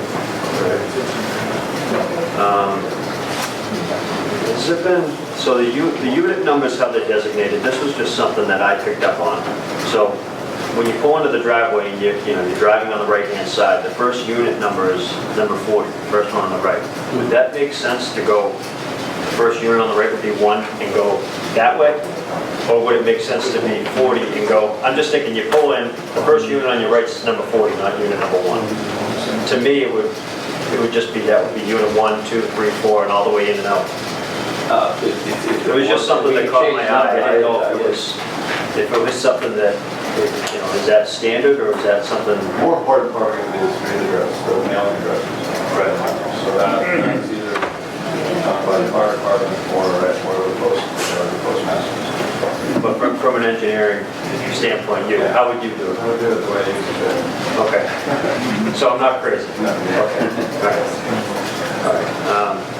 Maybe that's something, maybe we could touch base with the fire department, see what they think, if that makes more sense. Well, they'll assign addresses after that. Yeah, just so that could be potentially a concern for them if it's just kind of not in sync with other developments in the town, if other ones go that way, like we discussed it. But even for permitting purposes, Mike, when we're measuring things and compliance issues with the building commissioners and stuff, because there's multiple number 4s, it's just easier if they were numbered in a easily understood way. So We'll change the unit designation of things. Street lighting, was there street lighting proposed on here? I know there was mention of doing post lights, dusted on sensors. No, there's no street light proposed, just the street lamps at the driveway. I'm sorry, that's what I meant. But, I mean, typically what I see on projects like this, just with my electrical background, that typically what I see is, there'll be a post lamp for each unit, that what they'll do is that will be powered to eliminate, having a common meter. What they'll do is they'll put a post lamp in front of each house, just kind of spaced evenly, so what that will do is that will illuminate the street. That's going to act as, street lighting. They'll have a lamp post, be fed off each one, but it won't be switched, so the resident cannot switch them off, so it will be on a dusted on. It'll be hardwired on a dusted on site. So they all come on, they're uniform. It's not like this neighbor has theirs off, this neighbor has theirs on. That's the concept. Is that something you would? Each driveway will have its own lamp, driveway lamp. Okay. Be hardwired. So that's something you intend on doing? Oh, absolutely, yeah. Okay, all right.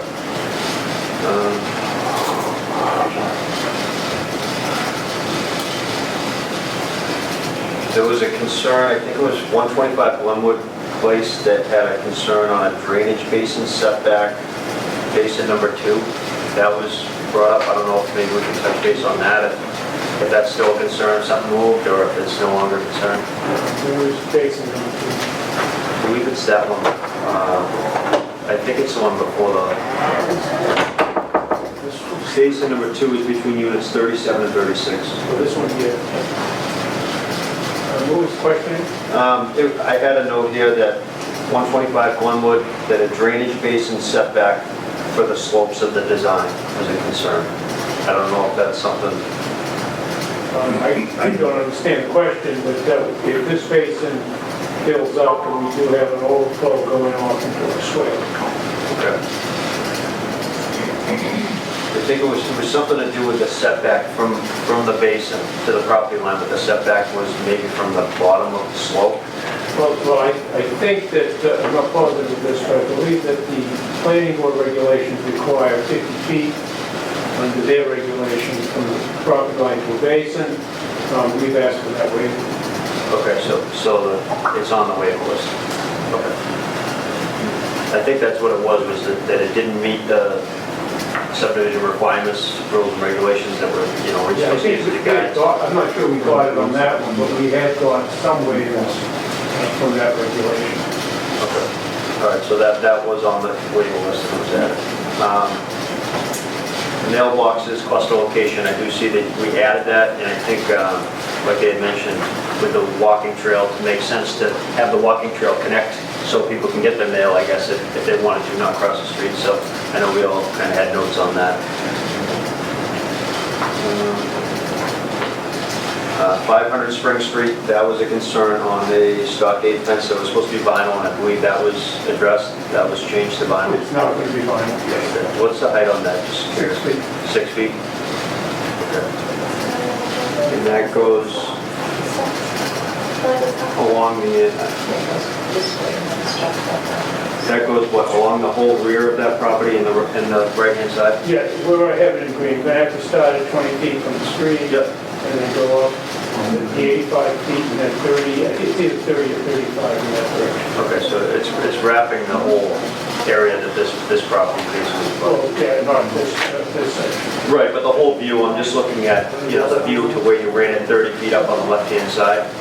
Looks like it wraps to where, about in line where the decks are on the rear of those units. Yeah, I mean, if you need it a little bit further, let us know. No, I mean, that looks like quite an upgrade from the stockade fence that was originally proposed, so. Okay. It'll be a stockade design, I mean, it'll be fine. No, that's vinyl, I believe. I'm just saying from the initial proposal that it had a stockade fence on it initially, and to upgrade it to vinyl, and it looks like you ran it further, and I think that's a pretty respectful thing to do for the abutter.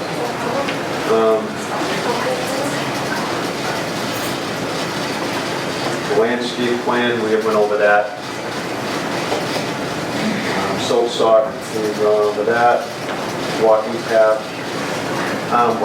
What type of material do you have in mind for the walking path to consist of? I think we're talking about compacted stone dust. Some type of stone dust or aggregate? Yeah. Okay. It's not going to be grass or No. anything? Right.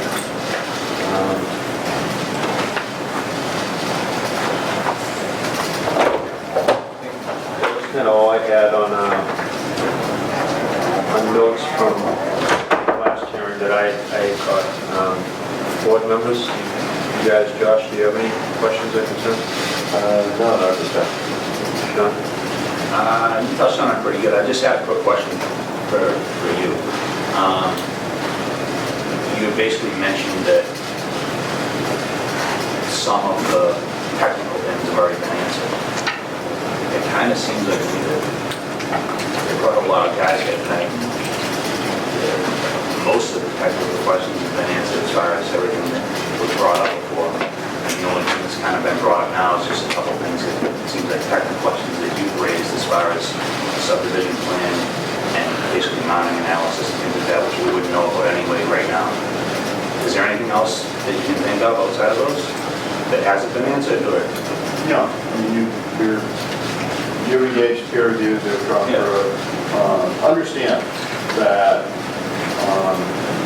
the regulations only require preliminary information, and this is more than preliminary at this point.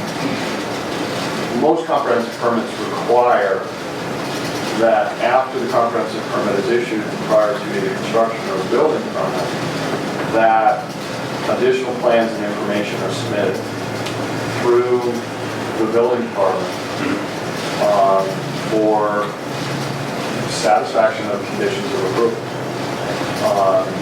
So there can be, and most likely will be, a more comprehensive set of plans with the full septic design. And at that time, this board can re-engage that and look at that and make sure that, okay, all the I's are dotted and T's are crossed and everything's there. So if the technical issue comes up as they're going to construction documents, then it needs to be good. If there are any changes that come out of that, oh gosh, we didn't consider this and we've got to move this or that, the other thing, they need to divulge those changes to you at that time, and then there's a process for you to consider a change. And essentially, the process is for you to determine if the change is substantial or insubstantial. And there's some guidance in the regulations defining what's substantial and insubstantial. If you deem it to be, you have a set time from them presenting a change to you. You have a set time, I believe it's 21 days, to act on it. If you deem it insubstantial, it is approved as such. If you deem it substantial, you have 35 days to reopen the public hearing, renotice the abutters, bring everybody back into this room, and talk about the change. So the process doesn't just end with the issuance of the comprehensive permit. It's got quite the life to it. That's all I have. Joan, did you have any questions? No, I guess we'll go to the public. Is there any, just please state your name and address. Tim Walter, 528 Spring Street. And I'd like to make use of your map up here. Many of my items were already addressed by the previous speakers. I'd like to touch on a few things. Originally, this land tried to have a percolation test and failed on 2 occasions. First one by Sue Ann DeFrancisco from Sunshine Realty, and the second one being Charlie Barnett, who's the previous owner of this property. It did not perk. Through Webby Engineering, they decided with an additional 5 feet of soil, this area was buildable. Now, the 5 feet of soil encompasses most of the area, but it does not encompass is our backyards and houses, including this one here. There's the concrete pipe that goes under, which is technically just missing the corner, but that discharge is 25 feet from the fence. Right now, before all this corner after heavy rain would be under ½ an inch to 1 inch of water. My house, which is at 528, I have a vernal pond here in the springtime. I have pictures that I've shown the board before of my 13-year-old granddaughter almost knee-deep in water right next to my driveway by the drainage ditch up front. Going down to the next piece of property, he has approximately knee-deep water after heavy rain. Knee-deep water in his finished, semi-finished basement, because it was finished at one time. I get 3 inches in my basement. I'm not sure about the people at the end, but they had to put in a sump pump and it's continually running. Now this retainment pond is dumping into a swale. The swales are already going through the lowest parts of the property. And this is the area where they decided to put the bleaching septic field to get the affluents from the septic system from 20 condominiums. This is in our backyard. This is in a flood area. We have an ongoing water problem now. And a septic system is going to go in there. What's going to come out of that? Take a wild guess. It's going to be in our basements. This is our big concern, is water in our basements. All houses along here have flooding. Again, water is a big thing. Addressing the Rockland problems,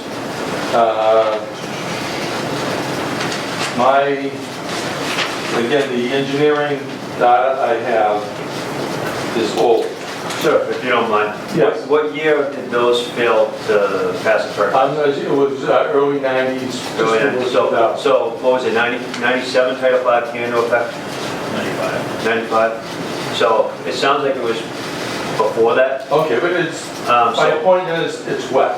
No, I understand. And by putting 5 foot of soil, I don't have a disagreement that it's now a buildable lot. But what's happening is, this is high, this is low, this is flooded since I moved down here in the 70s. It still floods. With the increased weight of the soil, it has increased the flooding in this area. Now, the addition of a septic leachate field is going to exacerbate the situation. What's being done to address this area of flooding? Again, I briefly mentioned the Rockland area. I'm trying to look at my figures, but I think we can address your comment there if you'd like. I can have someone speak on it if you'd like. Okay, I'd like to finish since it'll show how to get recognized. Sure. There was contaminants, boric acid and a few other carcinogenics were originally found in test wells again, going back to 1993. I have not heard any recent details. You have results from Rockland. Is there any contaminants in the soil at this time? I mean, the carcinogens in the water. And my point being, the family that used to live here, the Engelmans, their daughter had cancer. I'm at 528. My wife had cancer. The Barnett's house that originally owned the property, their 2 sons who use this as a playground, they both come down with cancer. I really think there's something in this area that has to be addressed that's not being addressed. The groundwater, what's in the groundwater? Sir, I think a lot of what you're saying is speculative. My wife getting cancer? No, sir. His daughter getting cancer? The Barnett's getting cancer? Why is it speculative? This board has done their due diligence, and we've gotten information from multiple engineers, multiple people about what you're concerned about. And So they're saying that flooding of these residents... Sir, if I could finish, please. Thank you. Well, let me finish. You interrupted me. These houses are flooded. Are engineers addressing the situation so these houses are no longer flooded? Sir, we can have someone comment on it. Okay. What I was going to tell you is, how long have you lived in this house? Since '74. Okay, since 1974. Yes. If that much of a concern to you, why do you still live there? That's how I Because we look never at it. had water Well, problems. I'm talking about the dump, sir. The dump. That's what I'm talking about. The dump was in there, the dump was out of sight. I mean, I know it was there. But if it's a concern with cancer and everything, why are you still living there? That's my question as a Because board. nobody come down with cancer until 15 years ago. 15 years ago, and you still live there? Yes. Okay, thank you. Mr. Webby, I think that they're very rude things to say.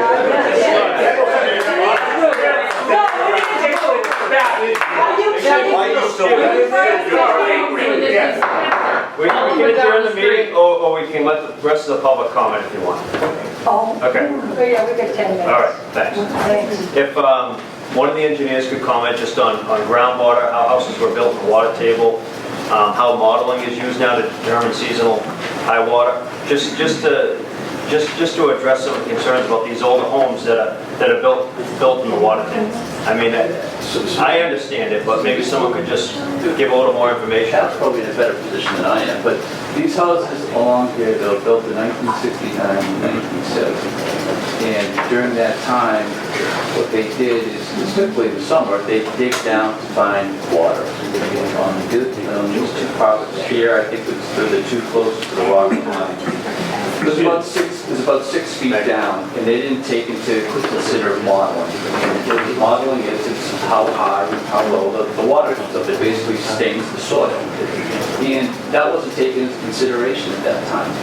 So I think if you look at the modeling from, I don't know if it's your property, but if you look at the Board of Health records, there's a property that had a septic repair in 1997, and the modeling was found at 96.2, 96, 96.3. That top of foundation is 100, you go about 7 feet down, you're at elevation 93. So effectively, the foundation is built into the water. So when the water comes up during the high periods, you're going to have flooding in your basement. That's the way it was done way back when. It never flooded way back when. I can't speak to that. Well, don't know. The flooding is being caused by 5 feet of soil being put in the backyard and raising the water level. I can't speak to that. Do you have any? Can I have a permit just while we're talking about this? My house is that piece of land that shows up in the corner that's high, the one right there. What's your name, sir? Your address? My name is Richard Morrow, 544 Spring Street. I've been hearing this is all bullshit. Because I've been living there since 1978. I've never had, even my pump went out, the power went out during the hurricanes and everything. I never had more than 2 or 3 inches of water in my house. This year, the pump is running, it's still running today. It runs all the time now since they did this project and it just abandoned it and left it. Now, I get water, I come home, the power went off about 2 months ago. I come home, the water's up to the 3rd step in my cellar. Everything ruined in my cellar, my thin basement is ruined, I lost my washing machine, my dryer, 2 freezers. Who pays for that? If I want to sell my house, who's gonna pay for it? The town? The town gonna buy my house? Who's gonna buy my house now? Okay, so that's noted that what... Exactly, I brought it up a bunch of times, and not one thing, any of these boards that ever come and talk to me at my house, I'll let me show them what happened. That pump didn't go by my house, right now it's pumping today. It never did that before, all summer, that pump never came on until this bullshit started. With him half-ass doing it, and then just leaving everything. When he went to the first meeting, he said we're gonna put these drain things in, and these wells and all this stuff, and they just abandoned and left it. So who suffers? All of us. And now he wants to build this, it's a joke. Who's gonna buy my house? I wanna know, you gonna buy it?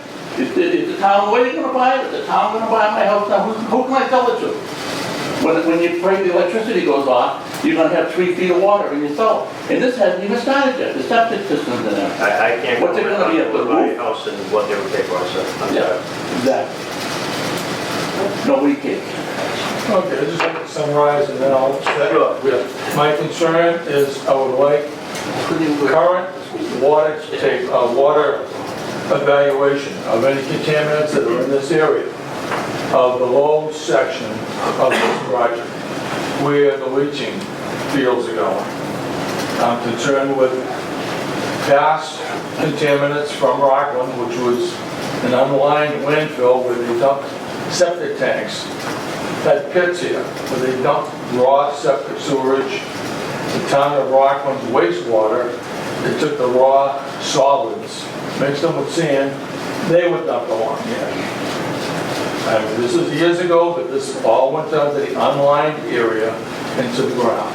And I'm asking for this current readings of what is in the water in this area and an engineering clarification on why the lowest part subjected to flooding has selected for a leaching field. Thank you. Okay, we'll see if we can get that answer for you. We have our consultant review. Yeah, if you could just comment, I guess, to his concerns and questions on the landfill. Sure. Yeah, the DEP does have a couple of locations that are included in the post-closure landfill monitoring that are on the southern side of the landfill, so closer to this project area relative to the landfill.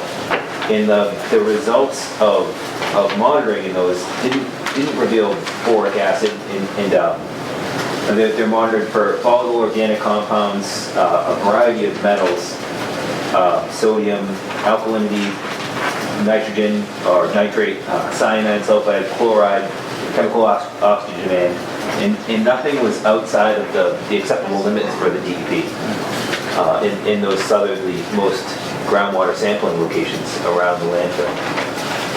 There was some more impact on the northern side of the landfill, so that could easily be confused, I guess, if there were detections, if they weren't geographically represented in the write-up or other discussions in newspapers and other things. I can see where that would be a sort of complication or misleading factor for reviewable data. There was some reference newspaper clippings in Mr. Qualter's letter that he sent over, but in my opinion, they weren't prepared by a technical person. Can I address that? This isn't a back and forth. You made your comments, they're noted, he's addressing them. It was presented by an engineer. Okay, thank you. We'll make note of that. Mr. Pisnell, just, could you just comment on, is this something that you think the board would just be overstretching, looking for further soil samples and groundwater samples on site that abuts the landfill? Do you think it would be kind of out of the norm, or would it be, on average, just something that you would expect to be done? There's a concern. There's been a review of the available data from the applicant and their environmental engineer. The most I would advise the board would be to engage an environmental engineer with equal qualifications to verify what he's verifying and report to the board whether or not they agree that, yes, in fact, there's, the conclusion, they agree with the conclusion, or if additional study is warranted. additional site from the standpoint of hazardous materials starts to move beyond the board's purview. And that's something that DEP oversees. But certainly, the applicant's going to spend a lot of money here, and there's probably going to be banks involved, and there's probably going to be phase 1 and maybe phase 2 environmental studies required of the banks on these properties, given the history. So there's other layers that will be, but for right now, I would say anytime the applicant brings an expert, the board should consider whether or not you need an equal expert to verify that. And then that might give a little bit of comfort to the neighbors that actually the whole due diligence is that's about the extent that I would advise this. Mr. Tellman, is that something that you think?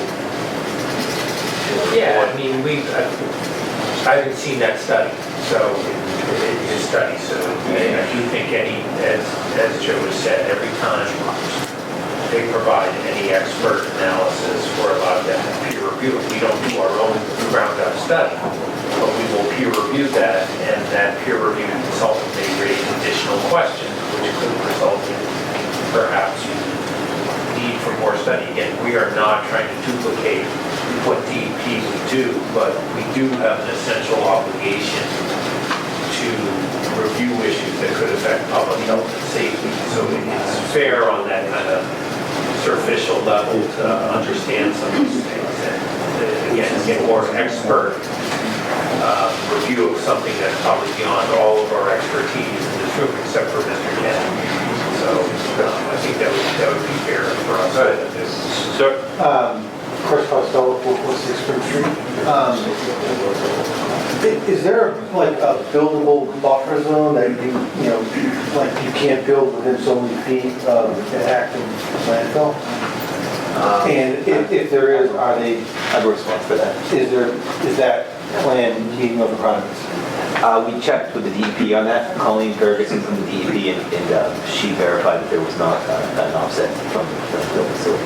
So there's no setback from a landfill? Not a state. Because it looks like some of those houses are, I don't know if that blue line delineates, like, is that town line or is that just the? That blue line is probably the siltation barrier, I would assume, on the plan. I mean, how close is he building to, because literally that is the line between the town of Rockland and Hanson. Joe, what? How close are those houses along? These are pretty close. Yeah. Say, 20 feet-ish. Yeah, I mean, is there a buffer zone between building between the one town lines and two, like, the landfills? No, we're not, well, it's about 20 feet. Yeah, but like how far are you away from, because you go into the town of Rockland, I mean, there's probably only 40, 50 feet from the town line to There's no designated setback from a landfill. Okay. And then There would be a property line setback. It's 100 feet. It's 100 feet before we went through closing the dump down. That little block building that they got in the front is in violation. That's why they can't put anything in. And then my other question We'll is, look into that. A setback from a landfill. 100 feet from a house. and then, like, if they did 40 test pits, where exactly were those locations? How deep did they go? And did they do any test pits in the areas where they're going to be doing excavations for the septic tanks and also the base? So that's where the septic systems have to be designed, is where they did the test pits. That's the whole point of the test pits. Well, okay, so yeah, they did test pits there, but did they do test pits where they're going to be building the basements? Like, are they going to be coming in and excavating out? There's, how many holes are there on the site? I think it was 40 test holes on the site. So that's a lot. did they do it on the areas where they built up the grade?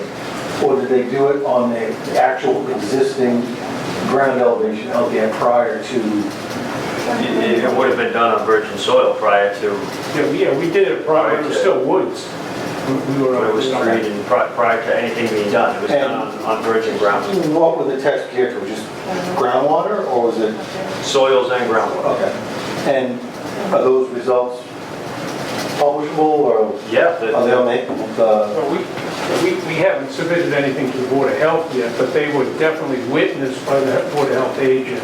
So you probably I could think look it at might, his... to appease some of the abutters, it might be a good idea to maybe like publish those?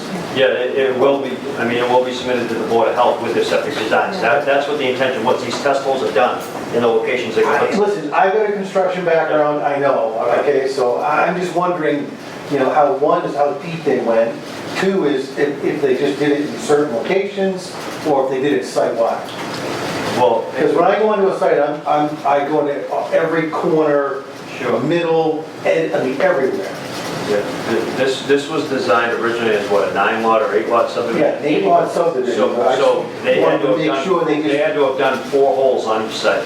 yeah, and I just want to make sure. So they that would have been sporadic. You can see our concern, I just want to make sure they just didn't do it where they had built up the ground level and then did their... You know, all of these soil logs were done prior to the road being constructed to the point that it's at now, correct? Yeah, okay. All right, ma'am?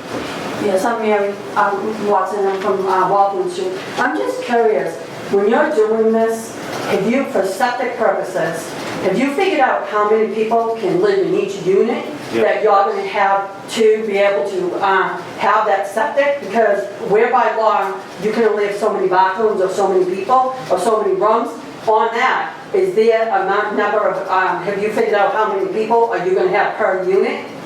Yeah, To so, find out if is anybody going to keep track of them? yes. Because that's another thing, because if y'all let 20 people go in because it's low income, and then you have another that has 20, the septic's not going to be big enough for them So- to have all that people that live in there. yeah, so septic systems are based off bedroom count. They're not based off bathrooms. Yeah, but still.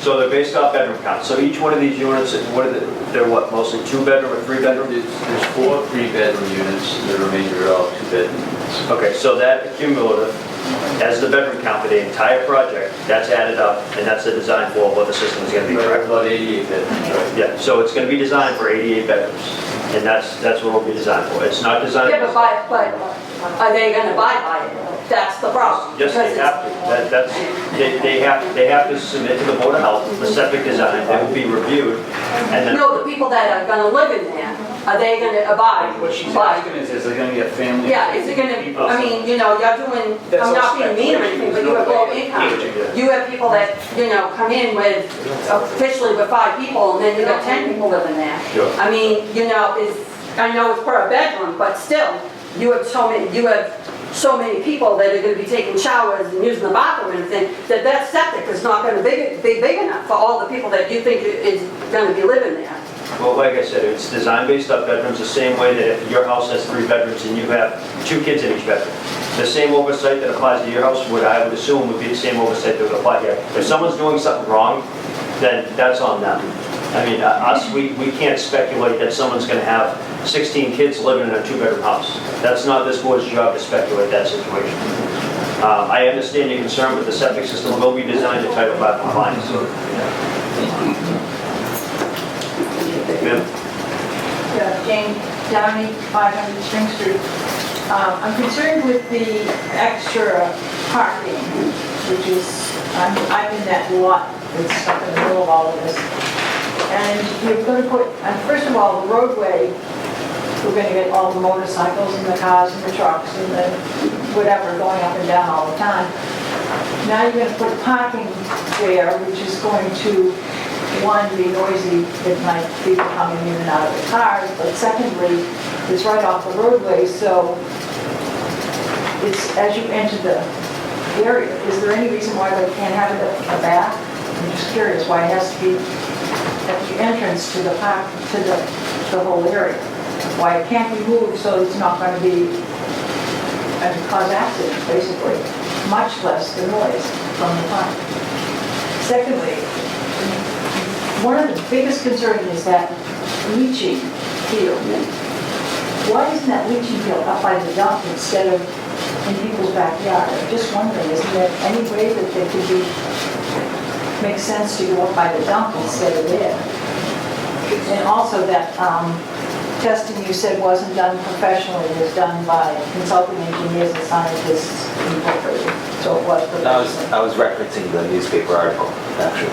Okay, but that article also says food engineers are tested for that facility or whatever, so it is valid. So, but I'm curious if someone can answer why. Sure.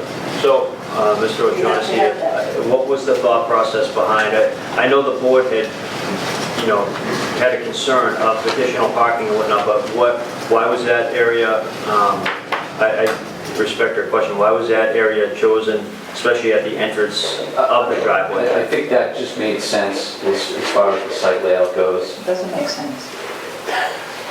And again, this was, it was the added spots were at the request of the board to try to produce additional spots because of concerns raised last year. If the board doesn't think those 6 spots are necessary, we can put it back to landscaping. That worked best for the site layout right now. We looked at other spots and we just didn't think it was conducive to add other spots throughout the site that would work. And we felt that pushing the buildings back from the roadway and adding an additional parking spot at each driveway was the best way to achieve what it's looking for. I don't think you can ever have too much parking. I like the idea of having additional parking. Is that something maybe we could, if you could let me finish, ma'am, thank you. Is that something maybe we could look at mixing them in somewhere else in the development? Potentially just, integrating them somewhere else, like sporadically, 2 here, 2 here, just something to kind of mix it up and to get them away from the abutters property into the driveway entrance? We'll look into that. So that's something maybe we could look at, just sort of. And the other concern, what was your other concern, ma'am? I'm sorry? I don't understand why the leaching fields aren't near the dump site instead of into people's backyards. The leaching field in the proposed area, I'm assuming. I can't answer that. We don't have a design. I'm guessing they were situated there because of the grading of the site, and that's where it all works out. So grading and whatever the soil laws were from when you did septic. Yeah, I think if I may, we split the septic system, so we are having some up in this corner. So this will take half of the flow, and then right now we have this taking half the flow. That's a leaching field up there, the top right? Yes.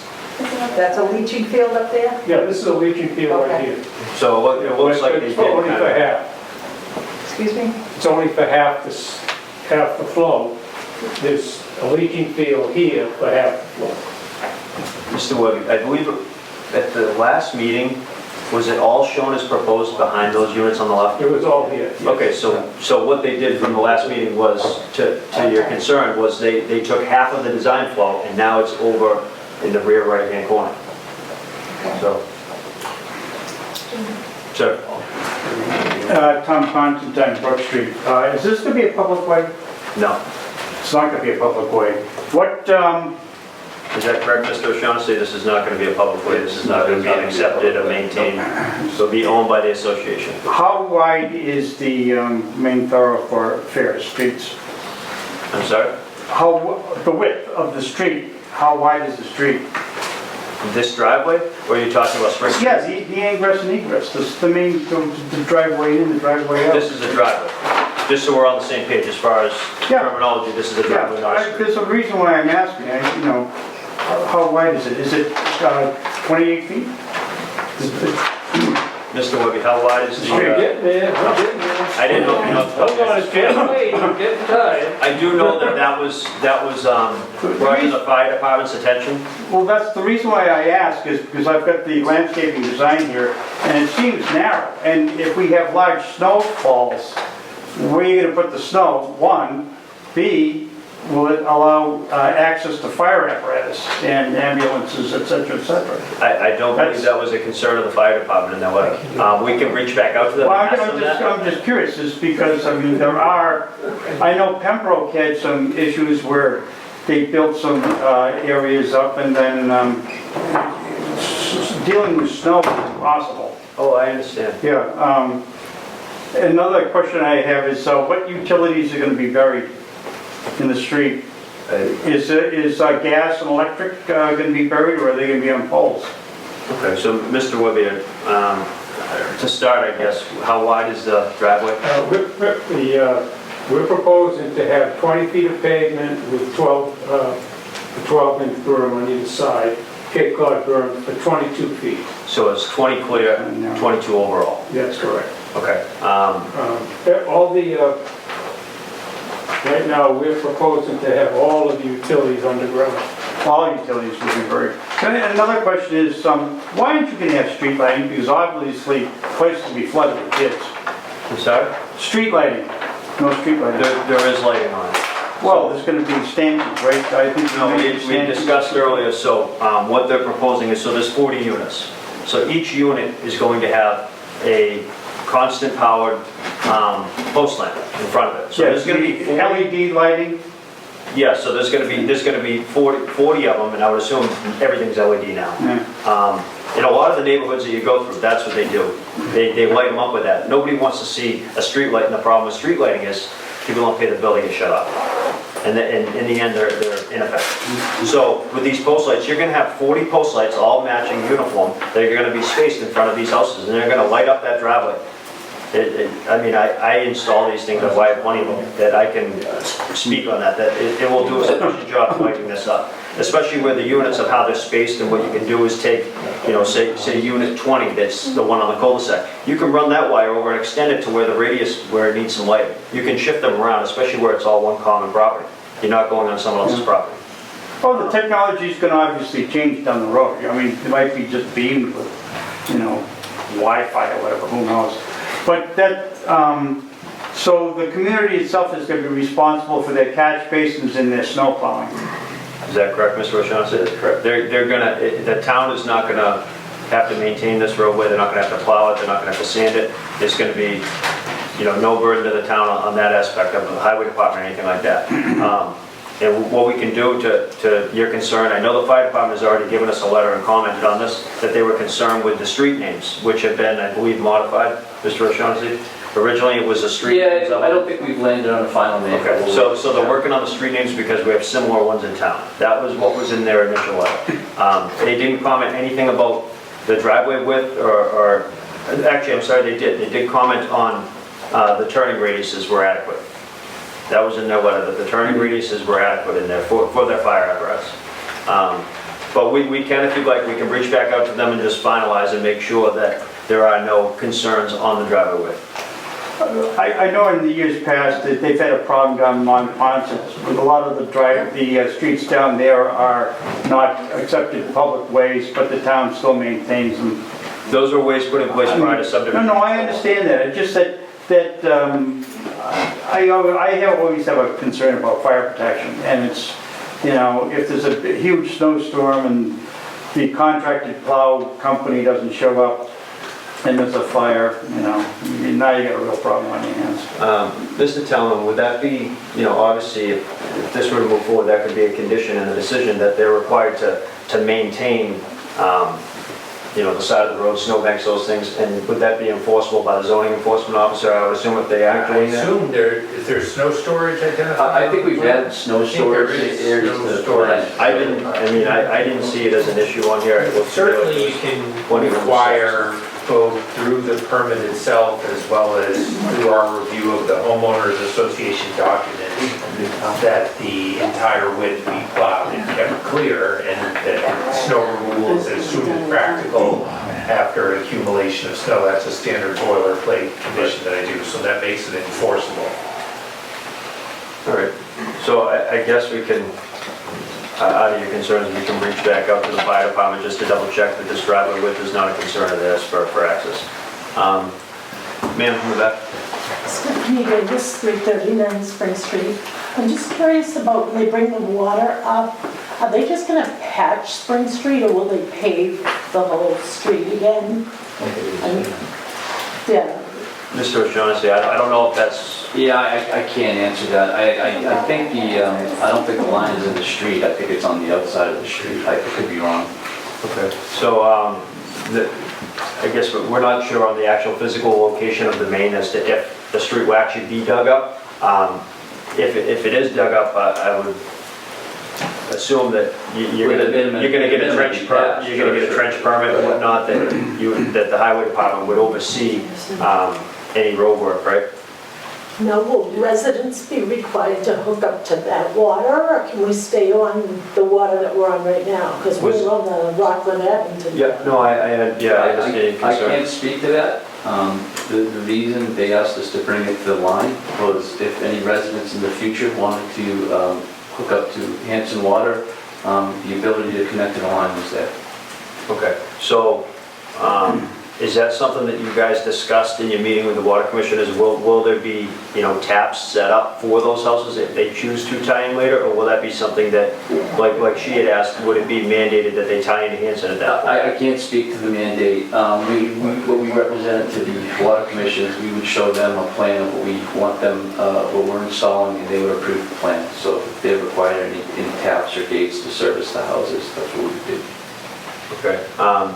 Just where the installation of this water main could potentially, affect someone that they would be mandated to tie into it now that town water is available, is that something maybe we can get clarification on from the water department? Sure. Just with a further discussion to answer her concern that, just because now it's available, are they gonna go put a notice on all of their doors saying, you're required to tie into Hanson Water now? And especially add an expense to them, where it's something that could adversely affect them financially. If we could get just clarification on that, what that would be. I don't think there's a local bylaw that requires, there's many towns do have a mandatory hookup requirement. I'm looking at the general bylaws now, I don't recall one. I don't recall one either.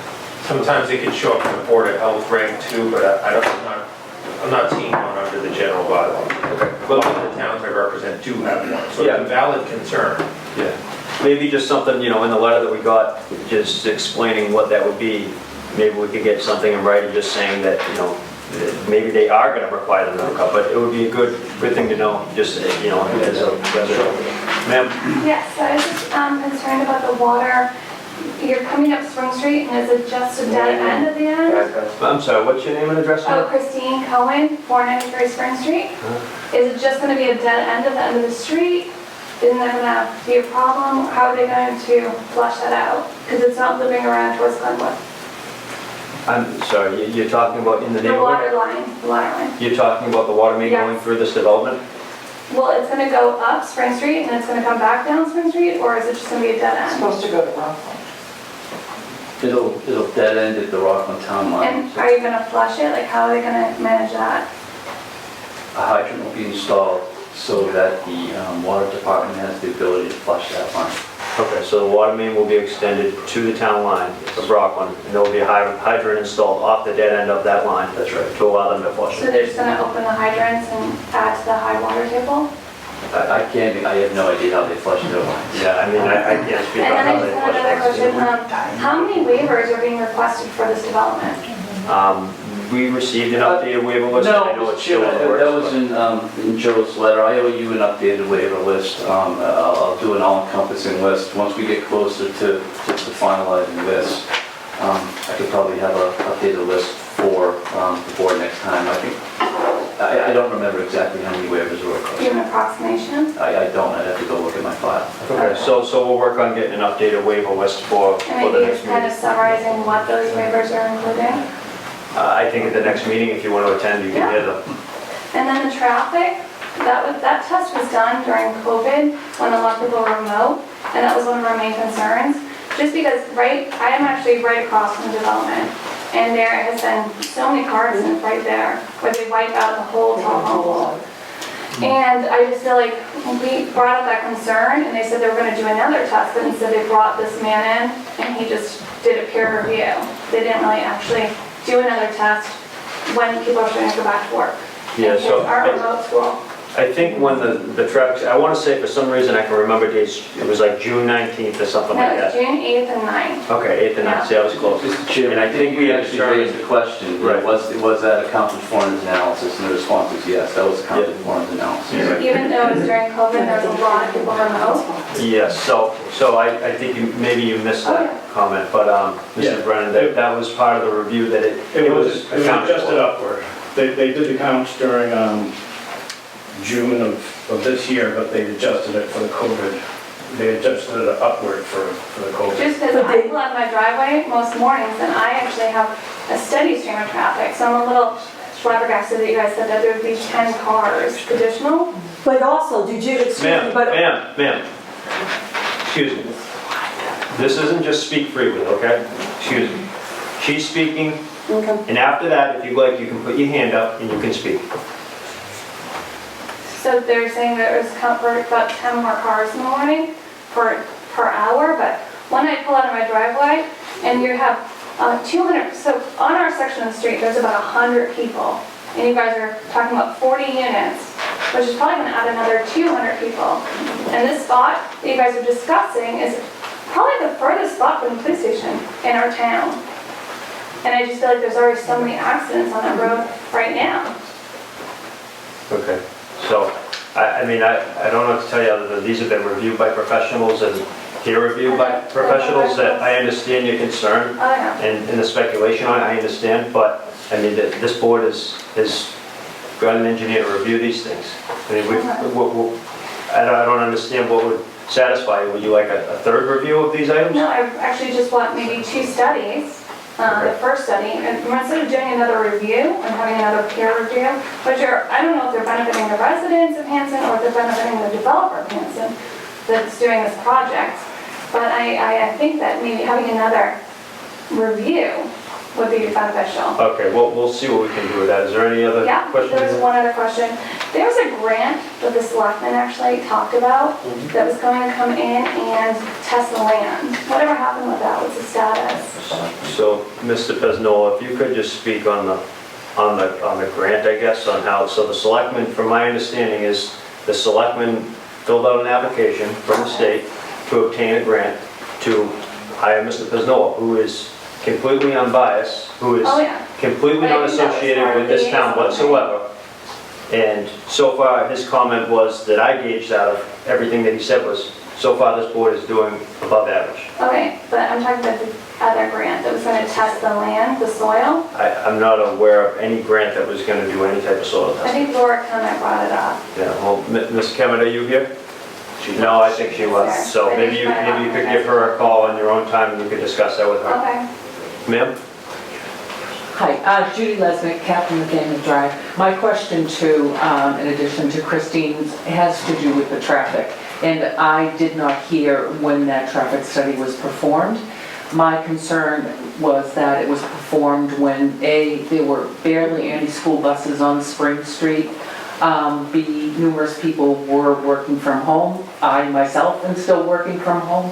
When I've had to go into Boston and I try to take a left off of Captain Nathaniel Drive to get onto Whitman Street, I sit on my street, an 18-unit housing street with 3 cars behind me trying to take a left onto Whitman, only to go up to the stop sign at Liberty and Spring, and I'm stuck there trying to take that right to go up through Rockland to get on the highway.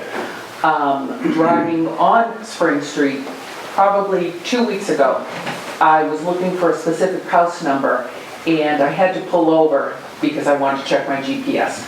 So I did that, and I couldn't tell you the number of cars that flew by me heading north into Rockland. So that was my concern, was A, that traffic study. When was it performed? I thought we ended with something was June going 9th, to be relooked. I think that's what we Yes. came up with. It was done on June 9th. And It I've was just heard accounted- COVID was accounted for during that. Right. And I think that was kind of on the tail end of COVID that, yes, I understand the school might have not been in session, but I think everyone at that point was out and about. Whether they're working from home or not, they're probably out driving around and whatnot. Well, I don't. I work 8 to 5 in the house, don't leave. They're paying me, I do my job. No, I understand. No, so my point is, I didn't hear that date, and my apologies, I didn't hear that. Yeah, it was June 8th and 9th, I believe. It was right around there. Okay, Plus or and minus a day, but. I thought we ended with, maybe we would take another look at that study. Yeah, I know I thought that we was had before the bounced it up. gentleman left. Yep, So I think there's 2 of us here already that have raised concerns on that street Yep. and that access. I mean, Yep, I don't it's- live on that street. I'm not going to be affected by this development one way or the other, but I do, follow the concerns of the abutters. The street that I live on, we have 2 retention basins. There is no homeowners association. They've never been emptied. They're overgrown with weeds. We're stuck with rain, and I know that's not your I mean, concern, that's but I hate out of our to see scope. another developer come in wreak havoc on the situation, cause more issues for these people that aren't going to be able to sell their houses with this low-income housing, call it what you will, right in their backyard. So, you know, I appreciate everybody looking into these concerns. Yeah, ma'am, last comment. We're When gonna you wrap did it. that survey about the traffic, did you do it with the addition of, when he just said earlier about with the additional parking that they were putting in? Did they do the survey before that or after with adding all the cars that you're putting in there? So the additional parking is not going to create any more cars or create any more people living there. It's just to allow additional parking for guests. Yeah, So but you're there's no- still gonna have the traffic going in and out of there when people are visiting. It's not, whether you put 40 units there and you put 40 parking spaces, or you put 40 units and you put 120 parking spaces, it's not going to change the load, we'll call it. It's still going to be the same amount of people that are going to be coming and going. You're just allowing it so they're not parking on the side of on the driveway, because that was our concern. Our No, what I'm concern saying- was emergency personnel not being able to get down the road because people are parking on the side of the driveway. I'm calling it a driveway, you're gonna reference it as a street. It's just because the legal terminology, it's not gonna be a street, it's a glorified driveway.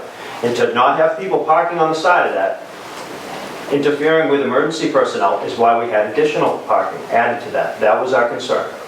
It has nothing to do with we're adding more people to this. No, but people visiting, the people that live there that you're saying are additional, did you do when they're talking about the traffic coming out of there, did you do the survey before adding the additional parking, or did you do it after with the parking that you're putting? I know the parking's not on the street, but you still have traffic, more cars going in and out of I there, and understand people are your visiting. Mr. Brennan, so the neighborhood was accounted for in this traffic study, correct? Right, and the way that they project the traffic volumes is based on the land use codes. And as Mr. Gillen mentioned, when they did their traffic study, they based it on single-family homes, which typically have more traffic than duplexes. So their traffic study was a little more conservative than what it would have been. And they did adjust it up for the decline in traffic due to COVID. So they didn't account for additional parking because, as the chairman said, that really doesn't come into play. It's the type of development they have. So Mr. Talman, I guess at this point, how do you feel that the board should proceed? I mean, I guess... I think there's a few things still to do. So I think the technical review is going along really well. I think Joe has said that, and I think we're kind of winnowing it down to a few questions. There's going to be, Mike's going to look at maybe looking at a different place to put some pocket parking so that there's not that conflict at the front. I think that you have to consider whether or not we're going to get a quote from someone to do some peer review of Mr. Kenny's work, to take a look at that and verify the groundwater issues to the extent of that study. So I think we have a little bit of work to do in October on the peer review, and then we'll be getting into more general discussion, kind of a little bit ahead of the schedule that Joe laid out, but I think we've made some good progress today. So we're not going to be able to go into October. So I guess October's all booked up. Yeah, well, this is town meeting, they may go to 2 nights. And I've already got 3 booked for the 19th. And we're every other Tuesday, and then... Mr. O'Shaughnessy, would you and your applicant be willing to, include in your traffic report to just dig a little deeper into that, to include the intersection at Spring and Whitman? I'll speak with the designer, sure. That'd be something that, you could look into, just to include that, because I know during the review of that wasn't taken into the study. That intersection was not. It was total vehicle trips on that roadway, but not for that intersection. And then I guess, how does the board feel on peer review of the environmental that was done? Do we feel that it's warranted to do a peer review on the environmental study that the applicant had done? Because they meet only on Tuesday. Probably wouldn't be a bad idea. I mean, I think just, out of abundance of caution, just to do that, you know, where it's such a concern of the applicant, I mean, of the abutters to do. Mr. Brennan, is that something that maybe you could assist us with? I can find somebody. Finding someone that could kind of get caught up and they could handle doing a peer review of the environmental? I'm sure Joe has contact as well. I can kind of. Oh, sorry, I forget you're there, you're on your computer, I thought you were just. What I would, Watching Netflix. good move. What I would advise is there's been mention of a 4-inch binder. If that was relied upon to produce the letter and the applicant's willing to submit a copy of that, then that will go a long way to be able to facilitate that peer review. Okay. So the other complicating factor in talking to Virginia is the town's general schedule and your general schedule. October, you have town meeting, could potentially go, that's potentially two Tuesdays, which knocks out 2 Tuesdays. And she says you have a busy schedule, so, and then there's election day, you know, first weekend in November, so according to Virginia, your first good open date, have a lengthy, because these would obviously take a little bit of time. 3 hours. November 9th. It's November 9. All right, So that's a so little bit longer of a throw, Mike, than we would normally have. I'm okay with November. If it's going to be out that long, I was hoping that maybe we could start shaping a decision. I know, maybe we're a little early on that, but at least start putting that together, putting some thought to it, putting thought together the conditions. If that came up, that would give us the opportunity to respond to some of that stuff. We have all of our boilerplate set, so it's really just the more, so getting that waiver list kind of framed up would be good, because then they'll be able to have some discussion around that. Some of the other issues. Is that something that, we could work on a potential draft, just that if this project were to go forward, what it would look like? Yeah, I mean, the boilerplate part of it, so about 2/3 of the decision is going to be what you all have seen before when we've done your 40B decision, so it's not going to be a lot of changes there, it's more the substantive one. So Conditions and waivers. if we're starting to think about, and I have a few notes on what I would like to have, like special conditions that affect this project, we can start bringing those up. I don't think we have to worry about the boilerplate stuff, it's more the things we're gonna insert that are unique to this project. But yeah, we can start thinking about that. Okay. All right. All right, so I'll entertain a motion to continue the application for Cushing Trails LLC comprehensive permit. I'll entertain a motion to continue this hearing to November 9th, 2021 at 7 p.m. Someone wants to make that motion. I'm just looking at my calendar, so it could potentially be Brian from my office, who you all have worked with, because I have my own town meeting that night, and I'm the moderator, so it might need me. So the show must go on. Right, and Brian's worked with you on these before, and he's reviewed these plans too. All right, so I'll entertain a motion to continue to November 9th, 2021 at 7 p.m. All right, do we have a second? Second. All right, all in favor, Sean? Aye. And myself, aye. Josh, you support that as well? I do. Okay. All right. Thank you.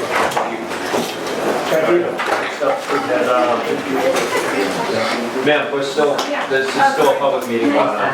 No, because we still have an agenda. So I'll entertain a motion to take a discussion on two items. Thank you. Second. Nice to meet you. Okay, so a motion we have prior meeting minutes here. Everyone got a chance to look over it. You guys get a chance to look these over?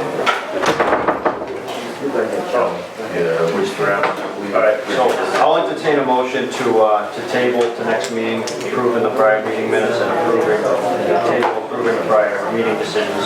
I don't believe there's any decisions in here. No. So I'll entertain a motion to table approving prior meeting minutes to next meeting. No? Second? Second. Okay, all in favor? Aye. Aye. Okay. All right, Kevin, let's touch base in the next couple of weeks sometime and get our to-do list. Sounds good. Thank you. Nice to meet you. So we have on here, discuss, consider, and vote on a response to open meeting law complaint against the Board of Appeals dated August 16, 2021, filed by Christine Cohen, on file with the town clerk. So everyone got a chance to look at that, right? Yes. Okay. John, just real quick. So I'll entertain a motion to accept the response from town council prepared for us in response to Christine Cohen's open meeting law complaint dated August 16, 2021. So I'll entertain a motion to accept that as our formal response. So moved. Move, give it a second. Second, all in favor? Aye. And Josh, are you in support of that as well? I am. Okay. I believe that was it, Virginia, right? Oh, we have one more item that came in last minute. So this was 468 Monpont Street. A special permit for country rentals, and they were looking for an extension due to COVID. They haven't had the opportunity to get the project rolling off the ground. So I'll entertain a motion to continue their approval, just extending the approval. Same thing, nothing's changed, nothing's been modified. So I'll entertain a motion to extend their approval for another 3 years. Do I have a motion for that? 2 years, 2 years they asked for. 2 years? 23. 23. Oh, okay, I'm sorry, 2023, correct. All right, so to extend their approval to August 1st of 2023. So move, we have a second? Second, all in favor? Aye. Aye. Aye. Okay, and Josh, are you in support of that as well? I am. Okay, I'll entertain a motion to adjourn. Second. Do we have a motion to adjourn? So moved. All right, second? Second. Okay, all in favor? Aye. Aye. Aye. All right. All right.